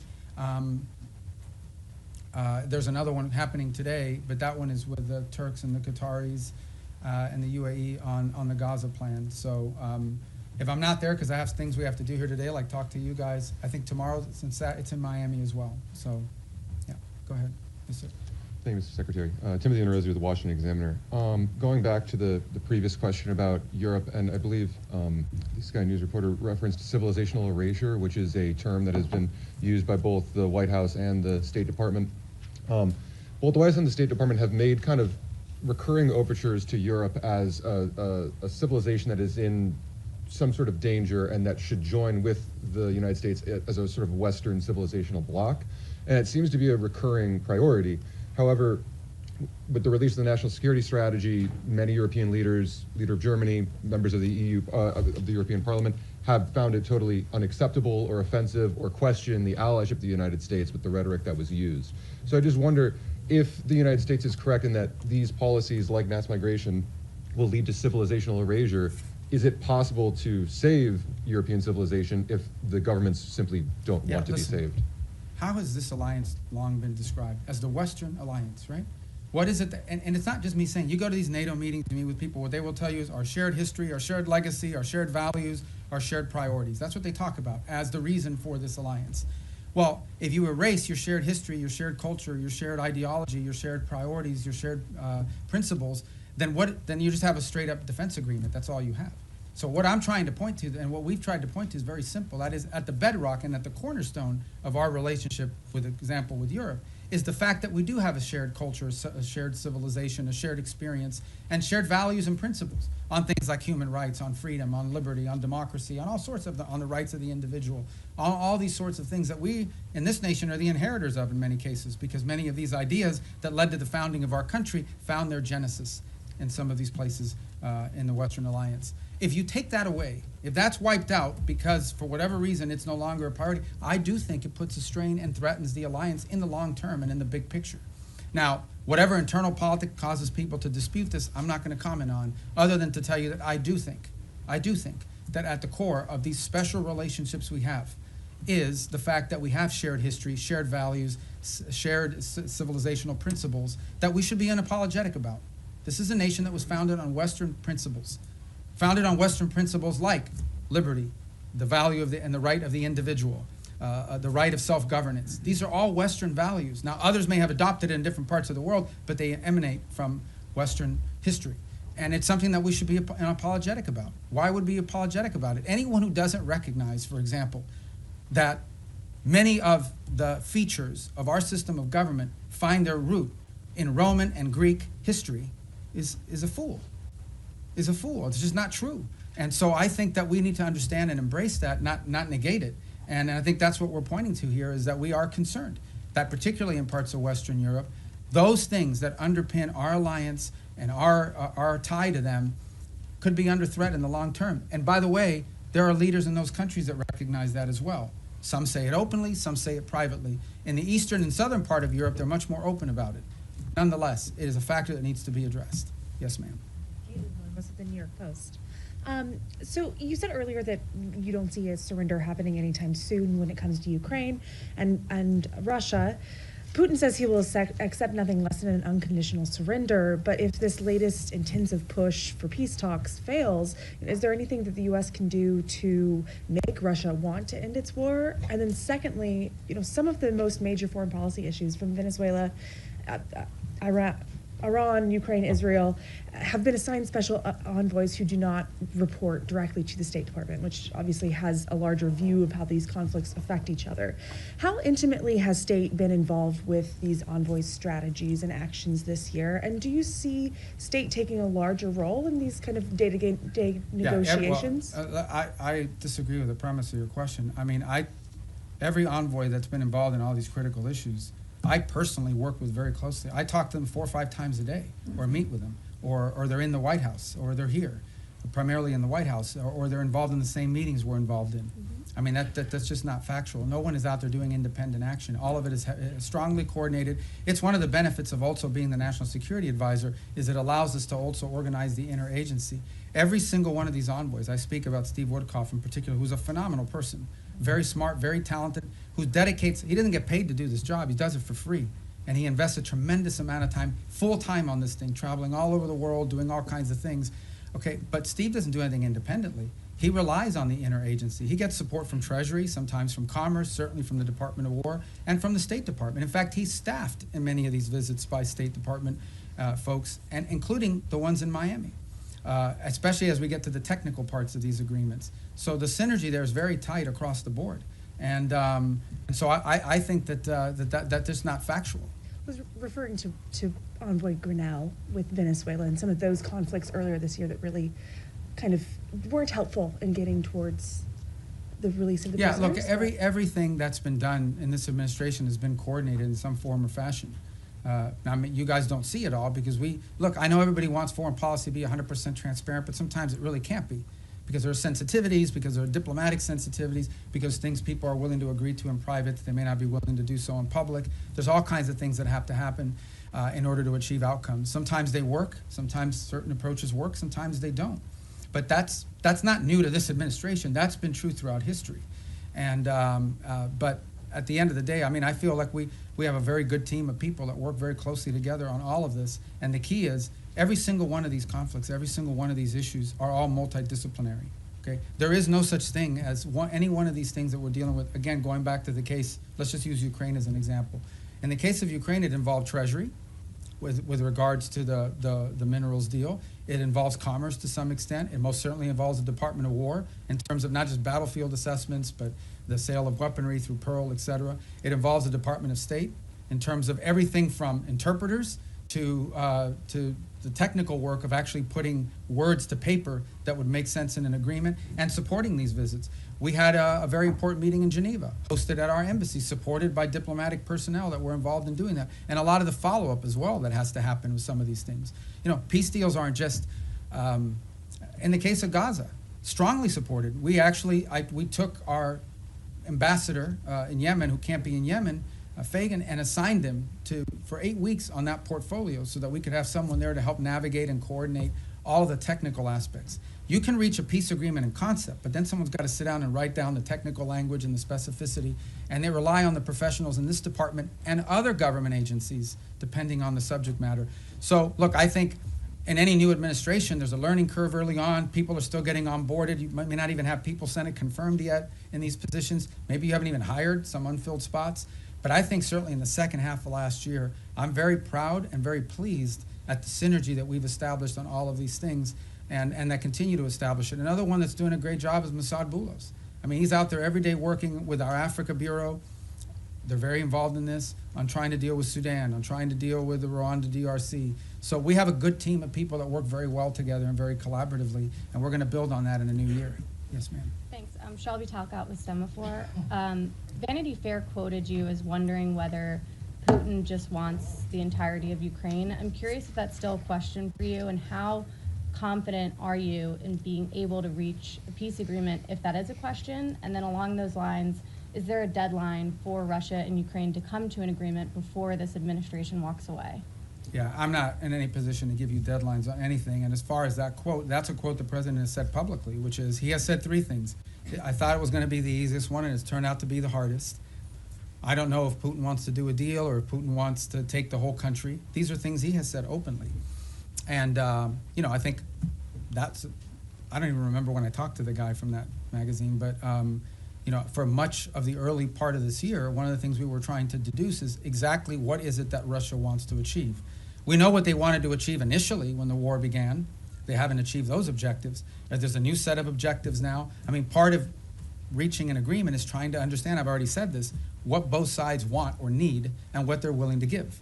And so I think that was a question that many in the administration had early on, is defining what the Russian position, what exactly do they really, not what they say they publicly want, but what they publicly want and privately want are the same thing. That's part of the, and the same is true on the Ukrainian side, by the way. What could they actually live with, what's acceptable, what's not acceptable, what are their red lines? That's how you put a deal together. You have to sort of figure out if the two sides overlap at some point. Sometimes some deals are just not ready. Sometimes the timing is perfect. You have to put it together. If you look at what happened with Gaza, that looked intractable. And then a series of events occurred that made it possible. For example, the strike inside of Qatar that the Israelis took at the time, you know, was a sort of a dramatic thing, but in some ways it sort of set in motion a sense of urgency to bring this thing to an end before it spread. So sometimes you just have to be ready for a change in circumstances or conditions that allow progress to be made. But these things are hard to do. They take a lot of time. Sometimes it takes some patience. It's just unfortunate that you know that every day that goes by, more people are died and more people die and more things are destroyed. Yes, sir. To come back to your comments earlier on Sudan. You mentioned this concern about transshipment and weapons coming from overseas to Sudan. Could you sort of put a slightly finer point on it? Have you raised this with the UAE in your meetings that they need to stop providing support to the RSF? And have you got any commitment or any kind of look, response none of to these, that? neither side has their own factories for the most part, right? All these weapons are acquired from abroad. They have to come from somewhere else, and they have to come through somewhere else. So someone is allowing it to be shipped in, and someone is actually shipping it. So we've had the right and appropriate conversations with all sides of this conflict, because that is their leverage. Without their support, neither side can continue. So that's why we need to engage, and that's why we've engaged the parties involved in all of this. I don't want to find myself here in a position of picking on anybody other than to say that we think and we're hopeful that we can make some progress on this, but we know that in order to make progress on this, it will require outside actors to use their leverage and their pressure to make that come about, particularly this humanitarian truce, which is the first thing we want to achieve. We think that outside actors have the leverage and the influence over the players on the ground to bring about this humanitarian truce. And we are very focused on it. I had conversation on it yesterday. We have spoken to the UAE, we've spoken to Saudi, we've spoken to Egypt, and this is not new. We've been talking to them. We signed a document with them in September at the UN gatherings. We had previous meetings with them before that. So this is not a new engagement. It's just one that's had a higher sense of urgency given recent events there. But yeah, we're involved every single day trying to work through this because we do understand that and this is not new to this conflict.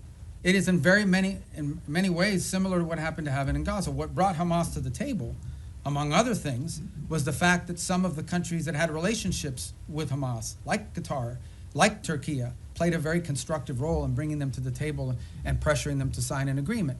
And we played a similar role on the other side. So, you know, it's not unusual that you would involve outside actors in using leverage to bring parties to the table to agree on something. Yes, ma'am. Thank you, Mr. Secretary. On Venezuela, what is the U.S. willing to commit if Maduro is ousted from power to ensure that the country doesn't plunge further into instability in sort of Yeah, I don't have any announcements on that right now. And do you see Maria Corina Machado and Edmundo Gonzalez as the heir apparents for power? Well, we don't believe Maduro's not legit. We've been pretty clear. We didn't recognize him as a legitimate president. The previous administration didn't as well. The first Trump administration didn't either. He's not the legitimately elected president.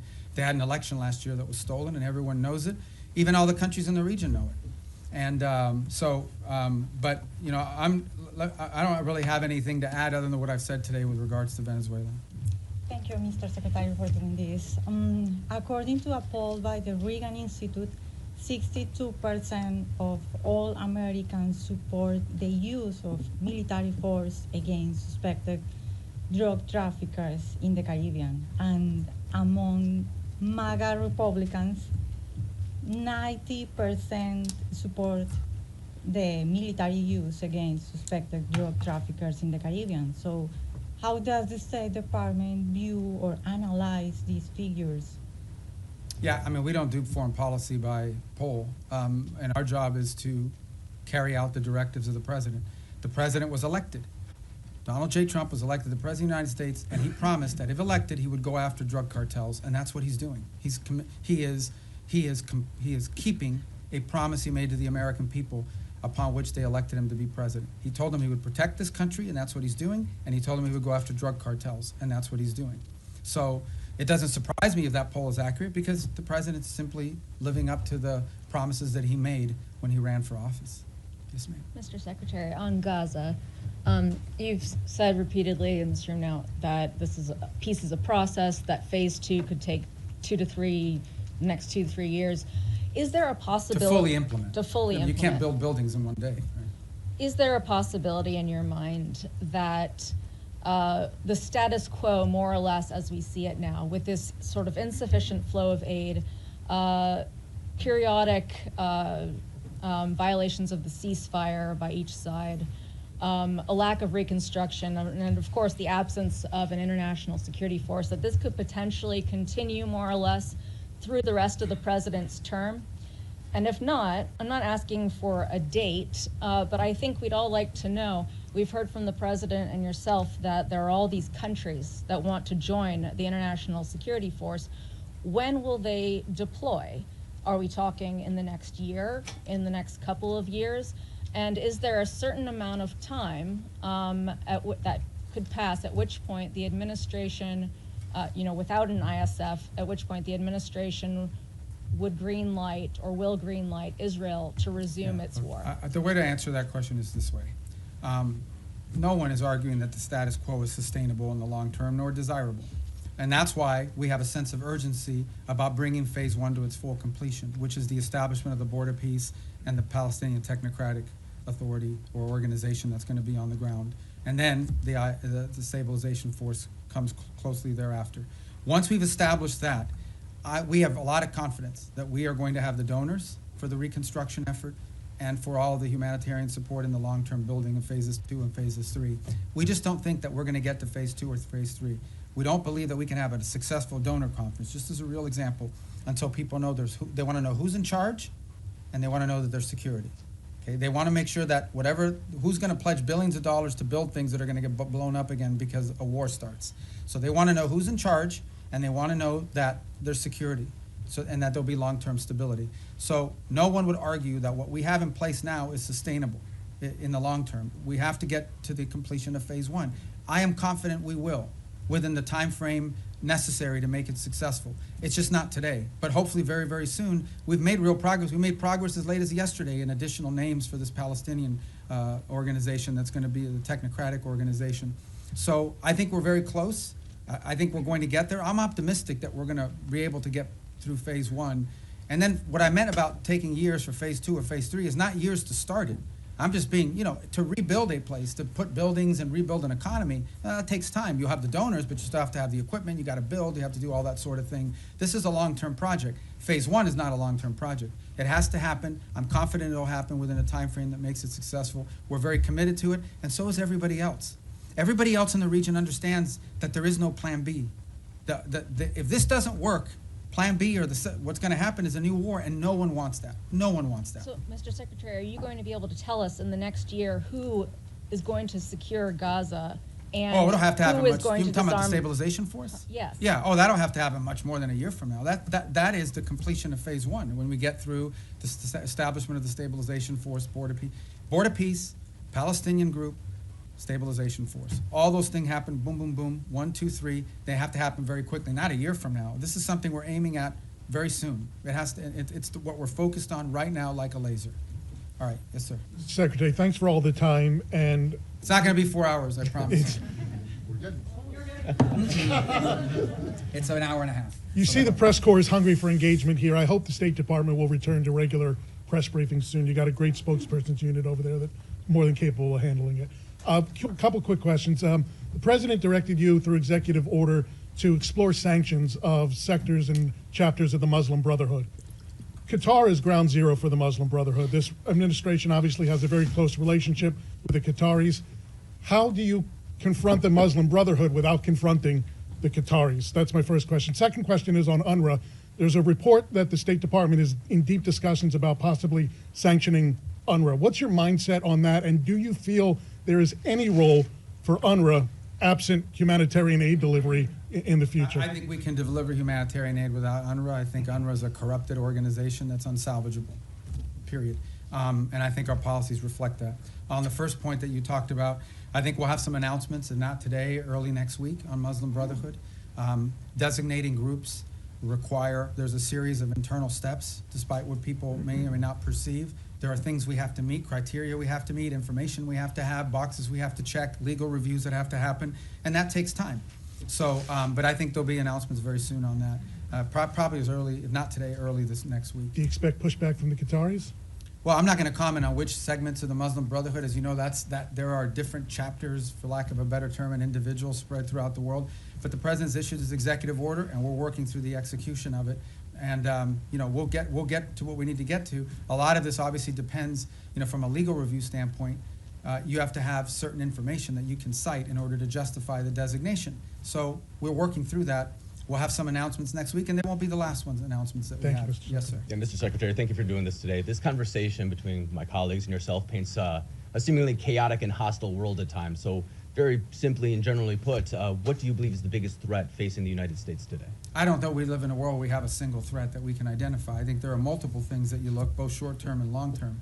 As I pointed to in the hemisphere, in our own hemisphere, closest to home geographically, it's the rise and the power of transnational criminal terrorist groups who are destabilizing nation states throughout the region and pose a direct threat to the United States through overthrowing governments, destabilizing these governments, leading to mass migration, and certainly the trafficking of drugs, and also providing fertile ground for potential, outside of hemisphere actors to act within our hemisphere in the long term. That's a major threat.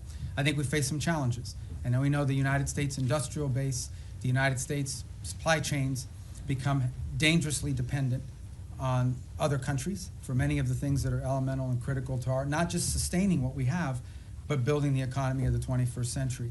And so building up our industrial base and diversifying our supply chains are a critical threat that the United States needs to confront.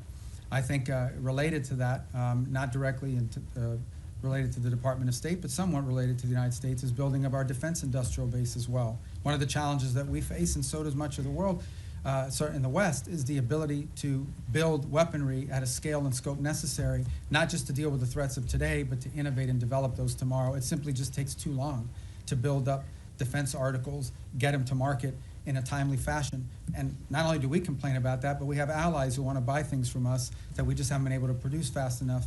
And so the president's made that a priority to confront.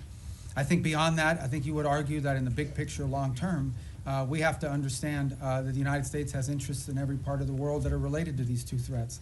In the case of Africa, we see countries that have extraordinary opportunity to develop economically, the youngest population in the world, and the United States wants to have relationships, both commercial and personal, with many of these nations as they emerge in their own right into an era of prosperity. We want to be there to help assist in that if possible. We want to make sure that American interests are taken into account. Unfortunately, there are many countries around the world that in the past have had to rely on predatory practices of other countries to receive stability, to receive funds necessary to build infrastructure or what have you. We want to make sure that American businesses are at the table offering alternatives, be it in telecommunication, be it in artificial intelligence and technology, be it in basic infrastructure. So there's a lot of things to uncover and unpack, and I think in the long term as well. And I think our national security strategy reflects a lot of this. So I wish we lived in a world where we had one major threat. Many of these are interrelated. Yes, sir. Thank you, Mr. Secretary. I was going to ask my questions in Calibri, but since you do not Wow. communicate that I in speak that Times anymore, New Roman. I So. am. I'm going to ask in Times New Roman instead. Sorry about the Dolphins. That's all right. I know that you don't want to predict anything, but whether you're at these meetings in Miami, obviously not today, but maybe tomorrow, do you think there's any chance of having some kind of announceable progress before New Year? In other words, are we going to be working on New Year's Eve? We might be, if it's necessary and productive. You know, we're going to work as long as it takes. Okay. And by the way, these are the meetings you know about, but there's talks going on every single day. There was a meeting earlier this week in Berlin. There's phone calls every day. There's phone calls every day, be it with my counterparts that are national security advisors, or my counterparts that are foreign ministers, or what Steve is engaged in, or what Jared's been engaged in, or what even at the diplomatic level, there are days where it's Matt Whitaker, our ambassador to NATO, that's involved in a conversation, or one of our ambassadors, one of the nation states that are relaying back a conversation or involved in one. So there's work happening every day, all the time, probably around the clock. Not just on Ukraine, but on all these other things. Okay. And then But these are the meetings you know about, and everybody kind of focuses on them as big events, but there's work happening all the time that lead up to those meetings and follow those meetings. As far as predicting a timeline, look, I'm not going to do that. This is a difficult task. It's an important one. We're focused on it. We want to get there as soon as possible. Okay, so and then obviously Gaza and Ukraine are still works in progress, but of the peace agreements that have been reached so far, 2 of them are in obvious trouble, right? You know obviously which ones they are: Cambodia, Thailand, DRC, Rwanda. In retrospect, and I know that work is being done to try and resuscitate these, but in retrospect, do you think that the administration, the president, but also others, declared victory on these too early? I mean, this fighting, for example, with Thailand and Cambodia did stop. Both sides have made commitments in writing that they signed. Those commitments today are not being kept as a result of both sides claim grievances against one another. And so the work now is to bring them back to the table. The ASEAN ministers will be meeting on Monday. I had a call yesterday with my Thai counterpart and intend to do the same, and we've been involved, the president, in conversations this weekend. And our hope is between now and Monday to work to bring everybody back to compliance with the agreements that were made. In the case of the DRC and Rwanda, we have signed commitments from both sides. Those commitments are not being met. But at least we have the signed commitments. We now can hold people to something, and we can push them. And in that case, by the way, for example, in the case of Rwanda DRC, as a good example, not only have we been engaged, but we have asked our friends on the Hill, both Republicans and Democrats, to also engage in conversations of their own with these leaders so they understand this is a bipartisan, multi-branch of government interest in this topic. But the good news about both of those is we have signed agreements. At least we have something we can push them towards compliance on. But as I said, in many of these cases with peace, you sign a peace deal, there's compliance, something happens, they fall out of compliance, you got to bring them back, you got to try to push. But at least you have instead of negotiating something new, you're simply trying to now push people back to compliance with what they already agreed on. So I think these were achievements. In the case of Cambodia and Thailand, it actually did stop fighting. It has now restarted, and we are working hard to push everybody back to compliance. And we are cautiously optimistic that we can get there by Monday or Tuesday of next week. We're hopeful. But there's more work to be done to that point. All right. Thank you. Mr. Secretary, you've said, including here today, that Maduro doesn't honor deals. How can the U.S. achieve the goal that you're describing of stopping the drug traffickers and the terrorists without Maduro leaving, number one. And number two, a topic that hasn't been asked about yet. State Department officials have recently met with visiting AFD officials from Germany, and we're hearing from AFD members as well as analysts who see the national security strategy as an effort by the administration to endorse the AFD. Can you share anything about the views of your views or the views of the administration on the AFD in Germany? Yeah, I mean, on the case of Venezuela, I mean, I've answered it repeatedly now. I can only tell you our national interest is ending the flow of drugs towards the United States and these terrorist activities that are occurring that include cooperation with these gangs. Beyond that, I'm not going to speculate on what leads us to that outcome, other than to say that we're very committed to reaching that outcome. We meet with a broad array of political actors in multiple countries all over the world. They come, they visit the United States. We want to know who they are. We want to meet with them. We want to hear them out. As I told you, we have a president who generally does not view meeting anyone as a concession.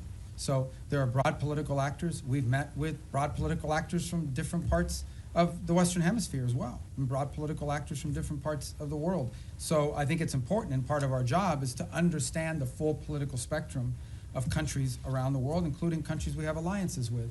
I would say that many of our allied countries, they meet with Democrats and Republicans, and sometimes libertarians or whoever. I mean, political figures that travel overseas, they also have meetings with them. So part of the job of the State Department is to inform the administration about sort of the internal political dynamics of the countries that we have alliances and partnerships with.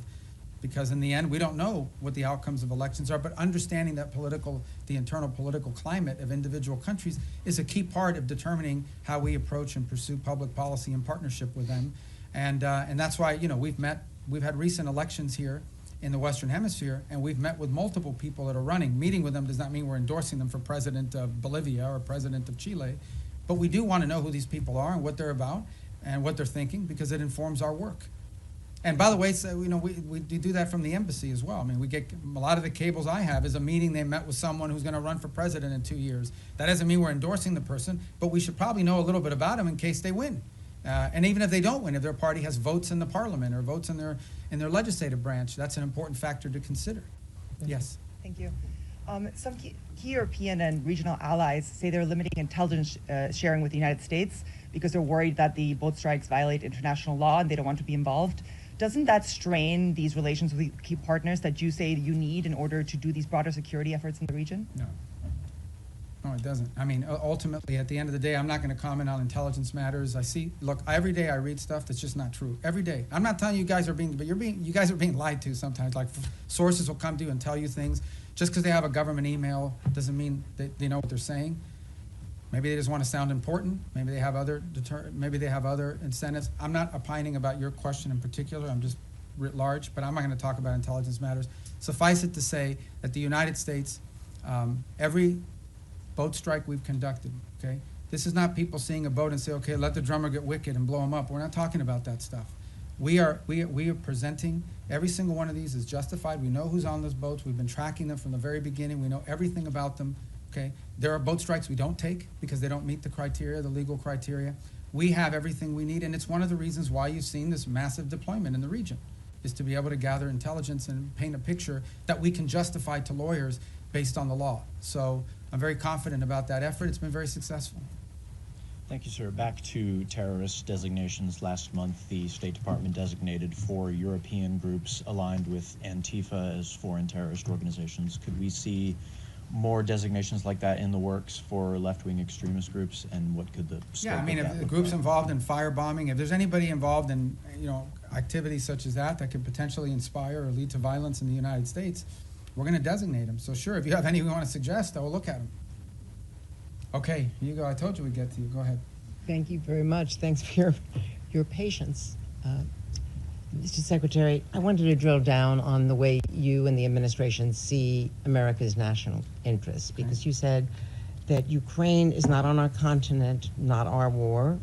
You said something in our own hemisphere is more important.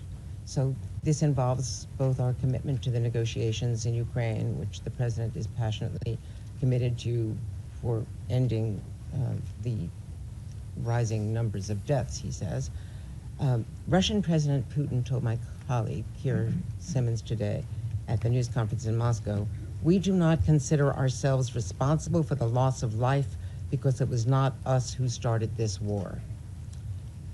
Does the administration, does the President, you, the administration, believe that Putin was not the aggressor here? And if so, how can you reach an agreement between two parties when the aggressor will not acknowledge that he invaded a sovereign country?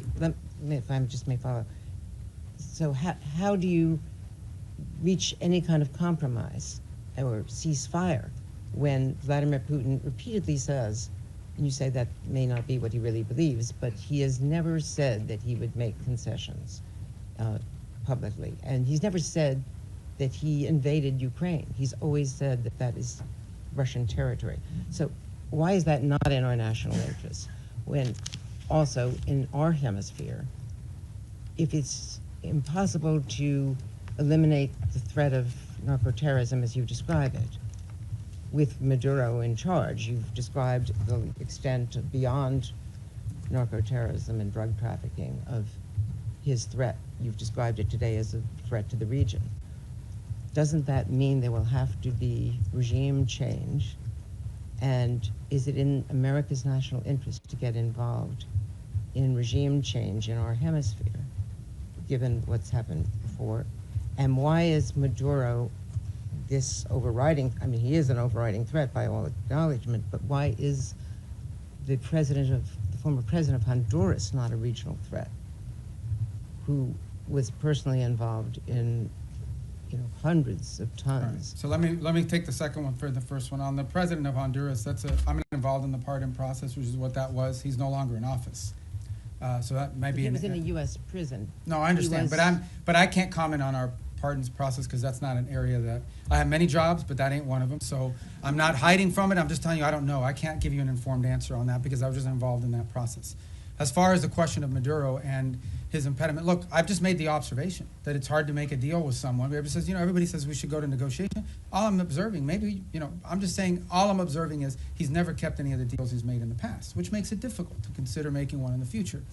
Beyond that, I'm not going to speculate about what might or may not happen. Ultimately, I can tell you what our goals are and what our interests are, and that's how we've defined them. Well, in 2019, didn't he get bailed out by Cuban military, Cuban intelligence, outside forces? And so ultimately, with this blockade, is this partly, yes, Maduro, but partly to get at Cuba and Iran and the recipients of this sanctioned oil? This action on the boats, these are sanctioned, but these are enforcement actions. That's what they are. They are existing sanctions. And therefore, 80% of their oil is shipped through ghost fleets. Okay, so we understand what we're talking about here. We are talking about boats that are basically privateers, okay, that are flying under false flags, that turn off the transponders, that spoof their true location. They are hired to evade sanctions. We are simply enforcing sanctions. Every one of these has a court order attached to it. We go to a judge, the judge issues the warrant, we're executing. These are enforcement actions. The fact that they happen to impact a terrorist regime, is a good thing, but they are enforcement actions, and we are conducting enforcement actions. On the case of Ukraine, no one has said that Ukraine is a zero in terms of our national interests. We have sold them billions of dollars worth of weaponry. We've provided them in previous billions of dollars worth of weaponry. We continue to provide them intelligence support. And we have sanctioned. The president has sanctioned the Russian Federation. He issued oil sanctions. All the oil sanctions everybody wanted him to do, he did them. He did them a month and a half ago. All I'm saying, now you point to all the stuff about, does Putin say this? Does Putin? That's why this issue set is difficult.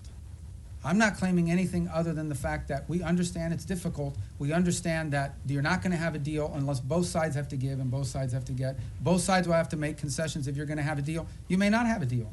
We may not have a deal. It's unfortunate. The U.S. should walk away from that if it is not a prime region interest, because it's not in our continent. That's not my decision to make. Ultimately, the president will make a determination if and when he feels like further U.S. engagement is no longer productive or serves the national interest. That's a decision the president have to make. I can't speculate about that. All right, yes. Mr. Secretary, a question for you on Venezuela and then quickly on Ukraine. You mentioned Maduro was not the only one indicted by the United States in the Southern District. Does that mean it is U.S. policy that not just Maduro, but his top regime lieutenants, cabinet members, that they all must exit? Yeah, no, I point to the indictment simply as when people say, well, how do we are alleging that he is, and I guess, you know, you can describe it any way you want. I just want to make clear, like, this is not something we came up with. Right. We're basing it on a federal indictment and a superseding indictment. Cabello's in there. Yeah, a bunch of people are. And so, but what it proves is, and the reason why I raise the indictments is because the indictments are the point of the $50 million reward. And I believe the $25 or $10 million reward for Cabello and for others. My point is that this allegation, this claim that the Maduro regime is a narco-terrorist organization is not on the basis of political talk or speculation. It is on the basis of evidence provided to a grand jury in the Southern District of New York that returned an indictment. And that's why I point to those indictments. Can I ask you on Ukraine quickly, because Russia has deployed its latest nuclear-capable missile system to Belarus, according to that country's leadership. We've heard from a number of European leaders, the Chancellor of Germany himself, that they think this era of Pax Americana is gone, that they are needing to prepare to be on a war footing because of the threat from Putin. Do you believe, does this administration believe today that Vladimir Putin will end his march on the eastern flank of Ukraine? And do you stand by our European allies against any kind of attack? Look, we have heard the same concerns from our allies in NATO. It's why we are in NATO. It's why we meet with them. It's why we talk to them all the time. I've spoken to Mark Rutte this year probably 40 times, and he's spoken to multiple people in our administration as well, multiple times. He's been here multiple times. He speaks to the president directly. It's why the United States basically is over 50% of NATO, both in troop commitments and in financial commitments as well. It's why we remain in NATO. It's why the president had a very positive visit in NATO. In the end, that's why we're in this alliance. And that's why Article 5 in the NATO alliance is important, and the president has reiterated that. We think it's a very strong deterrent against any of these fears or concerns that any of our allies in the region may have. And the president's been clear that we are committed to NATO, we're committed to the alliance, and our commitment isn't just rhetorical. Our commitment is in action, in the troops that have been deployed, in the monies that have been spent, in the capabilities that are located, in the cooperation and that work that we do every single day with our NATO allies. The only thing we're asking for, which is not unfair, is for our partners in the alliance to improve their own capabilities. Because the more capable our allies in NATO are, the more capable NATO is. But We're are going to you keep saying doing these our allies part. are- We just want them to do more. And they've committed to do more. But these allies are saying that they are concerned now. Sure. And that's why we have NATO. So nothing has changed? Pax Americana, what the Chancellor of Oh, I don't Germany know. said? I don't know why he's saying that. You'll have to ask him why he's saying that. The truth of the matter is that NATO is the key defense alliance and agreement that has provided stability on the European continent. We believe it is stronger today than it's ever been because our allies have committed to increase their own defense spending. The more capable our allies are, we've already made our commitment. We've been spending billions and billions and billions. It's the single biggest part of the largest government budget in the world is defense spending in the United States. So we've already done our part, and our part isn't just rhetorical, it's real. We have troops stationed there, we have capabilities there, we have weapons we've provided our partners in the region as well. We believe that if you want a strong NATO, you want your allies in NATO to be stronger. The more capable our allies in NATO are, the stronger NATO is collectively. And that's why we're very pleased to see them make that commitment of 5%, with the exception of Spain. And that's why the president left our NATO gathering earlier this year so enthusiastic about the future of NATO and about our role in it. And in fact, that's why the president's been working with NATO countries on the Pearl program, which is what's providing weaponry to the Ukrainians today. Go ahead. Secretario, gracias por su tiempo y por atendernos. Sé que esta es como la 10ª pregunta de Venezuela, pero quiero quedar claro con varias cosas. Primero, usted puede hacer una referencia al comentario que hizo el presidente Trump apolítico cuando dijo los días de Maduro están contados. Eso se refiere a días, semanas, meses. Esperamos un 2026 sin Nicolás Maduro. Y me gustaría también que se refiriera a la orden de escoltar esos buques petroleros que acaba de dar Maduro a su armada, esos buques sancionados que ustedes están incautando. Algunos de ellos ya fueron escoltados, no estaban en la lista de sancionados, pero ¿qué pasaría si eso fuera con un buque sancionado? Y por último, Maduro le ha pedido al ejército colombiano que se una como un solo ejército en medio de su desespero por responder a este cerco. Son 3 preguntas. En el tercero, nosotros no vemos eso como algo serio en términos de involucrar las Fuerzas Armadas de Colombia. En términos de los buques, como bien han dicho, creo que salieron 4 buques ayer, que ninguno de los 4 eran sancionados. Y no existe nada que vaya a impedir nuestra habilidad de poder enforzar las leyes de Estados Unidos en términos de los buques que son sancionados. Y en la primera pregunta yo no voy a especular sobre, tendrá que preguntarle a la Casa Blanca. El comentario del presidente simplemente para decirle que sin duda pensamos que el régimen de Maduro es ilegítimo y que su cooperación con estos grupos terroristas en nuestra región, incluso sus propias actividades terroristas, son una amenaza a la seguridad nacional de Estados Unidos. The 3 points that he asked about, one had to do with the Maduro calling on the Colombian armed forces to join ranks with him, and we're not really focused on that rhetoric. We're also not concerned about, there were 4 boats yesterday that were escorted by so-called naval vessels. Those were not sanctioned boats to begin with, but there's nothing that's going to impede our ability to enforce U.S. law when it comes to sanctions. We're not concerned about that. Sanctioned boats, we have the capabilities necessary to enforce our laws. We'll have a judicial order, we'll execute on those orders, and there's nothing that will impede us from being able to do that. And on the first point, the question was something about President Trump had said that Maduro's days are numbered. I didn't hear that quote. Was that a recent quote? ¿Esto fue reciente? El 9 de diciembre. Yeah, so ultimately, look, our observation is the same I've made here repeatedly, which is that the fundamental challenge we have here is that the Maduro regime isn't just illegitimate, they openly cooperate in terrorism against the United States. And that's a problem, and it remains a problem, and it's at the core of this. Habló con María Corina Machado, ¿tiene pensado recibirla en Washington? No está nada programado, yo creo que ella todavía está en Oslo. Pero obviamente yo he hablado con ella mucho en el pasado. Go ahead. Are you going to tell us in English? He asked about Maria Corina Machado. I believe she's still in Norway. I'm sure there'll be a meet. She'll come to the U.S. at some point, and I've obviously spoken to her many, many times over the years. Thank you, sir, for taking so much time with us today. How many visas has the State Department revoked under your leadership so far in the last year, and how many of those are student visas? I forgot the exact number or the breakdown of them. It's over 60 or 70,000 for different and variety of reasons. Some are students, some are people that were not in the country, but we denied them re-entry. I can get you the exact numbers. I don't want to be misquoted because that's a rolling number, an average number. But look, this is not a punitive thing. We're going out to try to make examples of it. Our visa system, okay, who you allow to visit your country should reflect the national interest. We said that from the very beginning. It was one of the directives that we got from the president. It's one of the things he ran on. And so our visa process basically is, and there are some times we'll deny people visas because of activities they've undertaken overseas. Other times it's people that have visas but are in the United States doing things that run counter to our national interest. And the law gives us the right, and in fact, I would argue the obligation to remove people like that from our country. And we're going to continue to do it. I mean, it's as simple as that. I mean, sometimes somebody comes in and says, oh, I want to come in as a student. They're here as a student, and then once they're here, they're involved in nefarious activity. We're going to remove them from the country. But maybe they're here as a researcher. Maybe they're here as, I don't want to say journalist because you guys will get upset, but you know, it could be anything. You know, these are visitors to the country. A visa is a visitor. It's not a right. By the way, we deny visas every day all over the world. People will go to an embassy, they'll sit for an interview, and the consular officer will deny them a visa because of something that came up in their record, because of something that came up in their interview, whatever it may be.